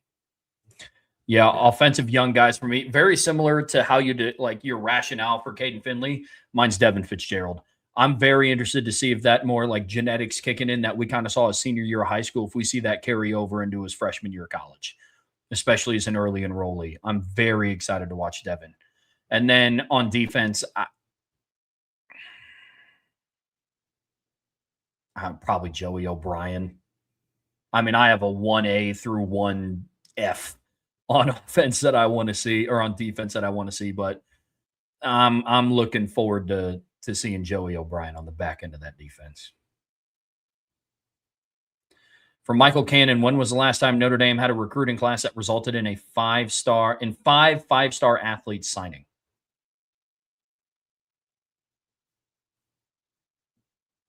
I don't know that they ever have, because in 1990 they didn't give out stars like this. You know, they've had some years, Trev, where they had some guys that were close. I'm going to pull up a couple. 2008, I think they had 3. Because like on 3 wasn't a thing, but like 2008, I'm trying to pull up the 2008 recruiting rankings for Rivals and see if I can find it. I don't know if they have it, but let me see here. 2008, because with Rivals not really being a real thing anymore, like they just kind of jacked it from Rivals and they call it Rivals, but it's really on 3. I don't have that list anymore, but I'm pretty confident in saying that Michael Floyd, Kyle Rudolph, and Dane Chris were all 5 stars. Actually, they had 4 initially, but then Ethan Johnson got hurt as a senior and then fell out of 5-star status. But that was the closest they came to having more 5 stars than that. I mean, you had like Manti was the only 5-star in 2009. Jimmy was the only 5-star. No, actually, they signed 2 5-stars in 07. I think Duval Kamar was also a 5-star, I believe, on Rivals. None of the others, like 247 wasn't around. So if they go back and like put rankings out, they like retroactively might put rankings out, but like they weren't even around in 08. So like, I don't know how much I put into their rankings, but even then they had, 3 guys in the top 30. They had Ethan Johnson, number 36, right? So, I mean, so like I said, they were 4. 2011, you had Aaron Lynch was a 5-star. I think Ishak was a 5-star. And on some of the services, Stephon Tuitt was also a 5-star. But they were the only 5 stars in that class. So if you look at like 247, they had Aaron Lynch as the number 9 player in the country. He was a 5-star. Ishak was a 5-star. They did not have Stephon as a 5-star, but Rivals did. So that's the closest they've come to having this many. They haven't had this many before. So it's pretty impressive. Yeah, that's awesome. Yep. From Joseph Parr, with Blake Hebert having been there a year now, how do the coaches feel about him in terms of his growth and the way he processes? I think they view him as kind of how we view him. He's a kid with talent that needs to learn how to work like a starter, needs to learn how to handle himself on and off the field like a starter, and a kid that needs to learn how to process like a veteran. I mean, that's the growth. They knew that was going to be a part of his game that needed work when they signed him. So I think there's some belief in his talent, but there's also a desire, from what I can gather, that we need to see Blake really take that next step from a work level standpoint, which can be hard to do when you're a freshman and you're sitting behind your first spring, CJ Carr, Steve Angeli, and Kenny Minchie. And then your first fall, you're not going to beat out Kenny Minchie and CJ Carr. So you just know your role. Now, this is the first time he goes into an offseason kind of like, dude, you got to prove yourself now. Like you've got a shot to earn something, to show something here. Now is when we truly find out what kind of worker Blake Hebert is. And that's going to be the big thing for him. From Irish for Life 99, any running backs that can step right in as a freshman? I mean, they both can. Yeah. I mean, they both can. The question is, will they? Yeah, exactly. That's going to be tougher. But they both can. I mean, Trev, there's so many kids on this freshman class that can play as freshmen. Most won't because they're so loaded. I mean, both running backs can. Caden Finley can, I believe. One of Braden Robinson and Bubba Frazier, at least as a slot or return man, can play as a freshman. Ian Premer can play as a freshman, like just physically ready to play as a freshman. I think you could argue that a couple of the offensive linemen are at least big and strong enough to play as freshmen. All four of the defensive linemen are capable. Like, remember in 2017 when they had to play Myron Tungavaloa Mosa and Kurt Heinisch because they just didn't have anybody else? That sounded like an insult to those guys. It's not at all. Those kids were both heck of players in their name. But like as we always say, you don't want them to play because they have to. You want them to play because they earn it. And if it wasn't them, it was going to be like Brandon Tiassam and Elijah Taylor. You know what I mean? Like that's where it's going to be. Just there weren't a whole lot of other options in the depth chart. It was like those two guys, and then above them was like Jerry Tillery and Jonathan Bonner, and that was like it. You know, like they had to help. And they both played their tails off as true freshmen. But you had to play them. These guys are even further along than those two guys were as freshmen, all four of them. So I think they're all capable of playing as freshmen. I think Kari Adams could play as a freshman if you needed him too. I think Aiden Pouncey could play as a freshman. Joey O'Brien could play as a freshman. Chaz Smith, with a good offseason in the weight room, could play as a freshman. Athletically can play. Technique-wise, I think he's pretty good for his age. He just needs to get a lot stronger. That's going to be the big one. Yeah, we see that the same. I mean, if this class came in a year like 2020, I think the majority would have played as true freshmen because they earned it, and I honestly think half of them probably would have started, if I'm being honest. I mean, that's – yes. Oh. Yeah. There's a lot of talent in this class. From UT Irish, does Teddy's issues have to deal with the fact that he is still growing into his body? No, I don't think he is growing to his body as much now. He's, like I said, he's going to turn 18 in a couple months. I think it's just a technique issue that he learned, and he hasn't had anyone tell him you got to work on that a little bit. And he's so good and so talented and looks so good at camps that I don't know that they realize that it's something that they need to fix. Agreed. It's a mechanics issue. It's not that he's getting used to how his body moves. That's more something you see from like sophomore to junior year film of high school or so. So, yeah, I'm with you. From ND Milton fan, huge Coach Marcus Freeman fan here, as you know, but not even making the playoffs with the amount of talent Notre Dame had has shaken my belief Coach Marcus Freeman is that guy to get a natty. Am I wrong, or should Notre Dame fans be skeptical? I think you're incredibly overreacting. I think it's very fair to say that Coach Freeman did not do the job he needed to do in the first two games to get this team to get one win in those two games. Mainly being you needed to stay on top of your defensive coordinator and to a degree, your offensive coaching staff deciding to not make Anthony Knapp and Emil Wagner practice much in the offseason. The caveat there with the offensive line is, but you were in uncharted territory. Who's the coach you could have called to find out how to handle a 16-game Division I football season? It was a different animal.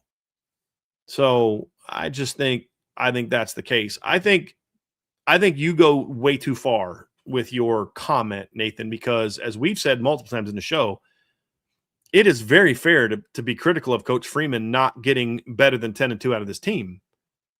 To say that not even making the playoffs is the amount of talent he had is shaking your belief that he's the guy to get a natty. I mean, so are we just going to completely ignore the fact that he took a team with even less talent to the natty the year before? I just think that's a dramatic overreaction. It's fine to be critical of the job they did this year. This team should not have been 10-2. Flat out should not have been 10-2. But that's not the only example we have, Trev. We also have an example of him taking a team to the natty the year before. And yes, the first two games were disappointing, and I put that on the head coach. But we're also not going to ignore the fact that this team was this team was doing to Power 4 teams. They were beating Power 4 teams worse than teams like Alabama and Georgia were beating FCS teams and G5 teams.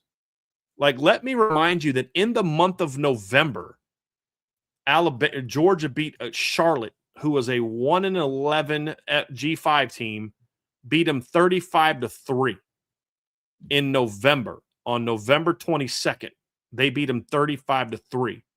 On that same Saturday, Alabama beat a 3-9 FCS team 56-0. On that same Saturday, Notre Dame beat Syracuse 70-7, and they called off the Dogs to keep it at 70-7. They could have scored at least 84 points in that game if they wanted to. They were playing absolutely brilliant football down the stretch. He gets credit for that. So you got to do both. You don't ignore the first 3 games because of how well they played in October, November, but you also don't overreact to the first 2 games to where you're just going to ignore what we saw the next 2 months and say my confidence is shaken in them. Especially when you consider that in Marcus Freeman's last 28 games as a football coach, they've gone, 24-4? And 3 of those 4 losses were 2 playoff teams. By combined, those 4 losses were by combined 15, 17 points. Correct? Lost by 2 to Northern Illinois. Lost by 17 points. Yeah, right? 2 to Northern Illinois, 11 to Ohio State. That's 13. And then a combined total of 4 this year. So you lost 4 games in the last 2 years by combined 17 points. 3 of those games were to playoff teams. 1 of them was in the championship game. Another one was a team that lost in the championship game. So, yeah, I think you're overreacting. But I also would not tell you that you're wrong to be critical of Marcus Freeman not getting that team to the playoffs last year. But I think you're drawing a false, not false.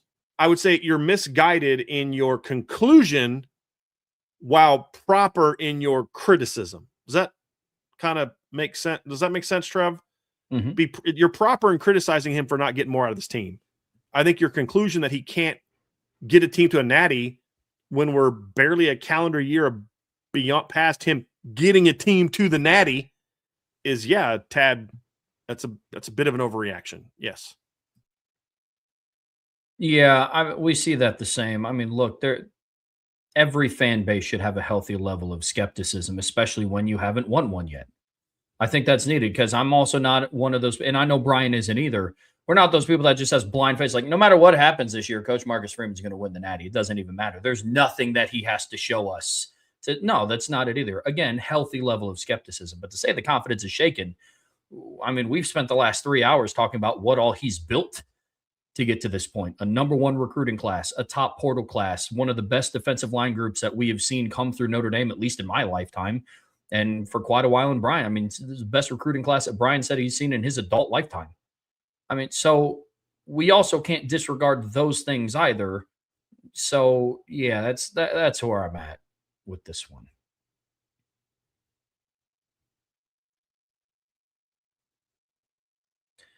From Sine Cosine Tangent, the most memorable or favorite gift you've gotten for Christmas or a birthday?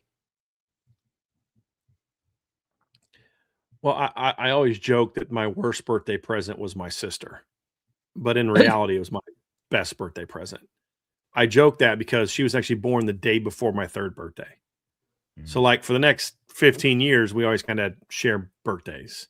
But in reality, I'm incredibly proud of my sister and the mom she is, and successful business. Her and her husband run 2 businesses that they own. One is they're in Virginia. They clean houses, like her, and then his, like the one that they do together for, like, that's his, is they do painting, which in a community is big there, you can make really good money. But they're great parents. She's a great mom. I'm very proud of her. That's probably not to be too sentimental, probably my best birthday present I've ever gotten. But, other than that, I don't really remember a lot of birthday presents. I don't like birthday and Christmas presents kind of bleed together for me. Like, maybe I got Optimus Prime for my birthday, but I thought it was Christmas. You know what I mean? Like, I don't remember. I just remember always being around family on my birthday. And that was always something that meant a lot to me. Always had my grandma around, always had my parents around, always had cousins and aunts and uncles around. And ever since my grandma passed away, my family's just kind of it's been so sad and disappointing to see what's happened. How the family's just kind of at each other since she passed away. But like when we were kids, man, I just always remember family around, and just realizing now as an adult how lucky and blessed I was to always have family around. That's what I always remember about birthdays. I've always said this. The one that I remember was Christmas, though, was getting Castle Grayskull for Christmas. Like that's the one I definitely remember. And then as I got a little bit older, I really wanted a bike. I wanted like a dirt bike. You know what I mean? Like the pedal kind, not the motorized kind. I was never the kid that was like disappointed at Christmas and birthdays. I was always thankful. My parents raised me to be thankful. But there was one year that I just was old enough to really like want something. And I mean, I knew there at that time, I knew there wasn't a Santa. I knew it was mom and dad at that point in time. Or yeah, I mean, sorry. I knew that Santa didn't do bikes. He only did toys. You know what I mean? And so not like grown-up bikes. He does like little kid toys and little kids bikes and wants to train. But like, I knew he didn't do I was old enough to know that some of the presents I was going to get from him, the toys, but then other presents I was going to get from mom and dad. So I opened all of Santa's presents, and I was a little bit disappointed because I didn't get a bike. And my dad said something like, make a joke about like, I feel like there should be more here. And he has me and Nikki go outside, and they got us new bikes.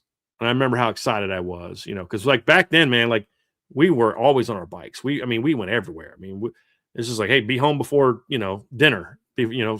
Sun starts to go down, street lights on, you better get your butt home. Oh, yeah. So, yeah, that was a big thing that I remember. I remember getting that bike for Christmas. I do remember that one. Nice. Yeah. Nice. Yeah. Birthdays I got two. One's very sentimental and the other one's just super cool. The sentimental one, my grandma that I spent a lot of time with, she lived in Elkhart. She passed away in April of 2021. My birthday's May of 21. Well, birthday's in May. And my favorite dessert she ever used to make me was rhubarb pie. I love a good rhubarb pie, but I'm very picky with it. And so Lauren, for my birthday, went and she contacted my mom and got the recipe. And I came home from work one day and she was making it. Now I walked into the apartment and immediately smelled it. It was amazing. That I'm going to remember forever. The other one was for my 11th birthday. My parents took me to the College Football Hall of Fame when it was in South Bend. And I brought all my friends with me. That's and awesome. We toured it. It was sick. And the tour guide worker, because if you remember, there was like a 50-yard just turf field out front. I worked out. I trained Garrick Dieter. I did some, his dad hired me to kind of work with him a little bit in his high school. And that's the field we used was out there, which was pretty wild. It's like, is there like a real field we can use for this? Yeah. Well, that's how we felt. So at the end of the tour, I was like, that's awesome. Now I want to play. And the tour guide was like, I mean, do you want to? It's your birthday. And I was like, I mean, I guess if you'll let us.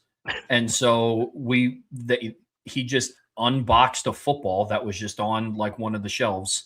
And our friends and I went outside and we did like a little like awesome. 5v5. It was sick. That's freaking awesome.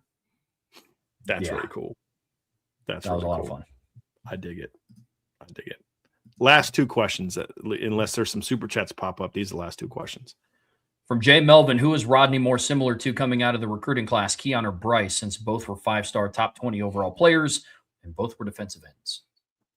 He's more like Keon. He's not going to be as big as Bryce. Bryce is a monster. He's more like Keon. Twitchy, 6'5", 6'4", 6'5". He'll be, Keon shouldn't be 280.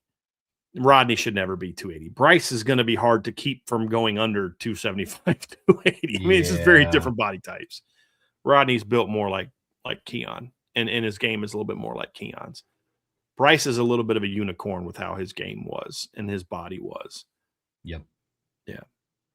So that's a good question. And then here we go. This is the last one. Another one from Jay Melvin. Maybe this is just me being a younger fan, but it feels like Notre Dame is more hated than they've been in a long time by the major networks, particularly because they've gotten really good under Freeman. Thoughts on that, Trev? Because you're a younger fan as well, so I imagine you're kind of dealing with a little bit of this also. Yeah, I mean, as a fellow younger fan, I think you kind of answered it right there, Jay Melvin. Is the last part? It's because they've gotten really good under Freeman. I mean, you're always going to have those fan bases that hate Notre Dame because they're Notre Dame. But let's be real about something. Back in the early 2000s, and for a good chunk of the 2010s and the 2010s, there wasn't really a whole lot to hate Notre Dame about. Major outlets weren't going out of their way to hate an 8-4 team. They weren't going out of their way to hate a 10-2 team that underachieved. They'll go out of their way to hate a team that plays for a national championship. Yep.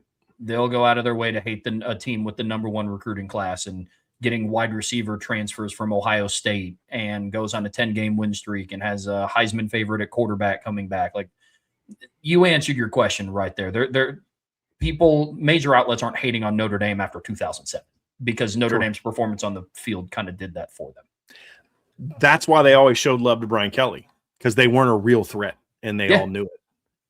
And so they were nice enough to Notre Dame that they could get the Notre Dame attention and love, but they were never on board. I think a lot of this boils down to it's a combination of Notre Dame and the northern schools starting to rise.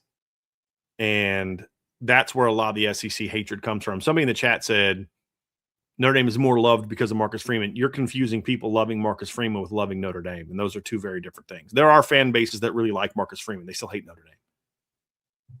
I see that all the time. Love Marcus Freeman, but Notre Dame's fan bases, and they'll start talking about the fan base. So they'll start about the overrated and all this and all. You know, they would love to have Marcus Freeman as their head coach, but they don't want him to bring any Notre Dame's players because they're not smart enough to realize how talented they are. There's others that are absolutely shaking in their boots because they know what's coming with Notre Dame, and they know what Notre Dame winning means. They know what the kind of pipelines that Notre Dame being successful is going to open up for them. Because they also, the other thing that concerns a lot of fans, and this is more the donor class and the coaches and administration, is now that Notre Dame's boosters and like the boosters always step up when asked, but now that the administration is seeking out the boosters in a way to say, hey, we need to financially compete, that's what's got them nervous. I think there was always an expectation that, well, even if they had a good coach, they'll never be able to get the players in there because of insert reasons why. Now they're like, crap, now they're also getting players in. Shoot. Now they're beating us for guys we wanted. Shoot. Because it's one thing to go get a Leonard Moore and you have a great eye for talent, or you know, but you didn't beat Texas for him. That wasn't a loss for Texas. That wasn't a loss for Texas A&M. They really hardly recruited Leonard Moore. That's why Mike Mickens is Mike Mickens. You know what I mean? Like, Christian Gray was a much more heavily recruited player than Leonard Moore. Now, he deserved to be heavily recruited as well, but like Leonard didn't. So it wasn't a loss for them. What's happening now with the Joey O'Briens, the Kari Adamses, the Rodney Dunhams, the Ebenezer Utades, guys like that, Caden Finley, they're beating those schools for those kids now. So not only is Notre Dame getting those kids, those guys are having to now go to their second and third and fourth options because they're losing those top guys. And I think that's where some of that concern comes from anyway. And then other parts of it is just jealousy. You know, like the whole conference thing is a combination of ignorance and jealousy. You know, like there's always been this belief that our conference is the best conference. And, you know, and if you're not in our cult, or dang it, I said it again, our conference, then, you know, you're not good or whatever. And now it's like there's this weird entity out here that doesn't have anything. They're just kind of their own deal. Well, they can't be successful. You know, it used to be join a conference so you can be relevant. Now it's you don't deserve to be relevant because you're not in a conference, you know, and you don't deserve this. Why do they get special favors? They don't get special favors. Yeah, they do. Yeah, no, they don't. Yes, they do. No, they don't. They don't get anything that the ACC champ won't get next year. They don't get anything that the Big Ten champ won't get next year. They don't get anything that the SEC champ won't get next year. And they don't get anything that the Big 12 champ won't get next year. Because you know what those champs get next year, Trev? Automatic bids, no matter where they're ranked. Notre Dame didn't get – those teams gave up their right to negotiate for themselves when they joined a conference. Notre Dame said, we're not going to give up that right. Because there's a lot of teams in college football that, heck, the national runners-up and from this past season was a team that was an independent the last time Notre Dame won a title? 1988, Miami, Notre Dame were both independents. Well, why did Miami choose? They chose to give up their right to be independent. They chose the right to give it to negotiate for themselves, and Notre Dame chose not to. And there's a lot of jealousy for that. So there's a lot of different reasons why people hate Notre Dame. But to your point, I think Trev nailed it when he said, you don't hate someone who's truly not relevant. You don't hate someone who's truly not a threat. Like, you know what I mean? Like, you just, Trev, when we were kids and we were not married and more insecure and we had girlfriends, we weren't ever really worried about the third string left guard stealing our girlfriends, right? We were worried about the starting quarterback who was taller, better looking, and better for the other team. You know what I mean? Stealing our girlfriends. It's the same thing. It's like, Notre Dame's bigger, they're better looking, they're smarter. They come from money. They're that guy you hated in high school because he's everything you're not. It's jealousy is what it is with a lot of people. It's envy. So I now got to make up things about you. Well, yeah, but you're this, you're that, you're that. That's why you're better than me. It's not that you're better than me, actually. It's that you're given all these things and you don't have to work as hard for it, or it's unfair. It's this. It's envy. It's jealousy. And that's what some of it is. And some of it's just good old fashioned hate because you're a Michigan fan and you're kind of bred that way. Like, it's how you feel about Michigan, Trev. I mean, you've said this how many times? We always debate this. I want to play Michigan again. Dude, why? They haven't played Michigan since what, 2019? In the last 10 years, they've played Michigan, what, twice? What, from birth, right? As a Notre Dame fan, I hate what? Michigan and USC. You know what I mean? Like, that's what you're raised to do. And for some people, it's like, I hate Notre Dame because why? Because they're my rival school. Of course I hate Notre Dame. So there's a lot of different reasons for it. But Notre Dame hatred always ramps up when they're legit good. Oh, yeah. Oh, absolutely. That's what it's like for me as a kid. Yeah. Oh, I believe it. Yeah, I definitely believe it. I think it's welcome because the more hatred there is for Notre Dame, that means the better that they are. It's for Notre Dame. We've said this a million times, Trev. Embrace it. Embrace the hate. Embrace that people like Black Irish 864. I love us being the villain. I do too, but I want the program to embrace that. And villain to me doesn't mean your kids start acting like punks. They start taking cheap shots. They talk trash to their opponents.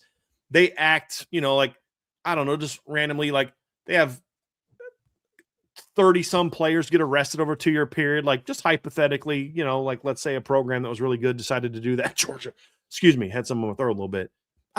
You don't have to sacrifice what you believe in to embrace being the college football villain, because you're the college football villain because of what makes you unique.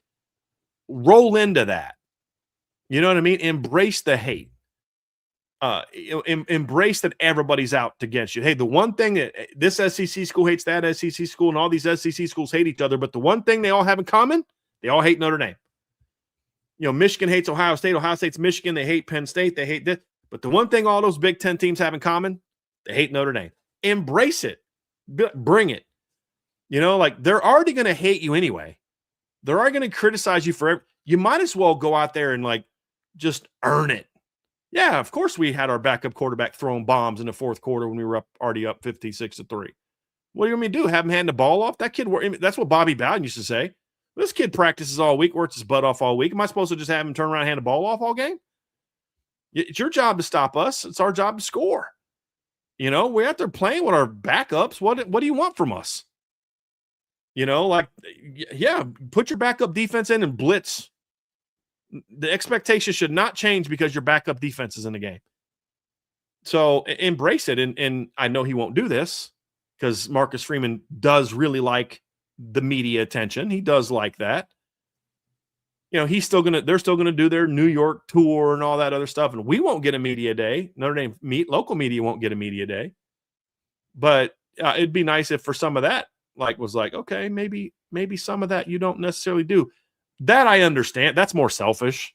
That I understand. It's good for the players to do that, to be in front of those major, like Who else has got NBC Today or Good Morning America or whatever having their top players on and all? No, but nobody.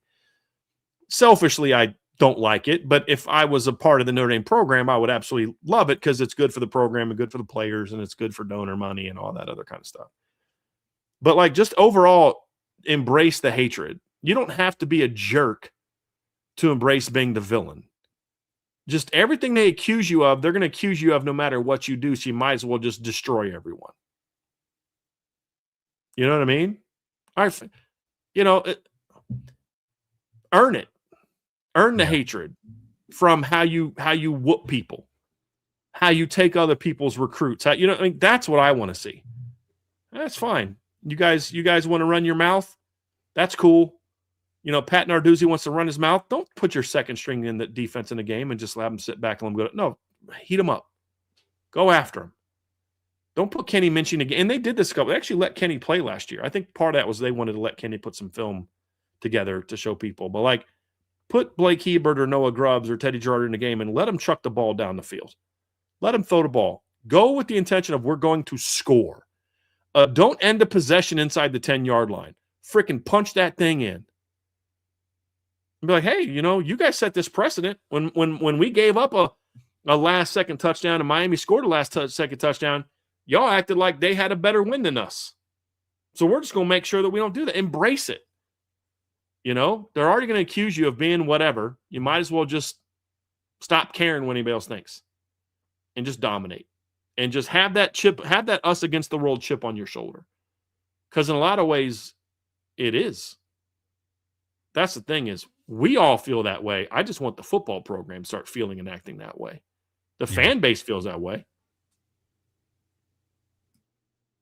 Well, folks, that's going to do it for us here today on the Irish Breakdown Podcast. If you haven't gotten enough IB content here in about a half an hour, IB Nation Sports Beat is going live for We In, We Out. So I believe the thread is still up on the premium message boards. You can get that in. Be sure to tune into them tonight. If you are wanting more mailbag questions, don't worry. Brian and I will be back tomorrow, 1 p.m. for the Friday free-for-all mailbag. So lots more opportunities to get your question answered. On your way out of here, be sure to hit that like, hit that subscribe, hit that notification bell. Be sure to share this podcast with your friends and family. Anybody that loves Notre Dame and college football as much as you do. But as always, best way to support what we do here is subscribe to the premium message boards at boards.irishbreakdown.com. So until tomorrow, that's Brian. I'm Trevor. We'll see you back here very soon on the Irish Breakdown Podcast.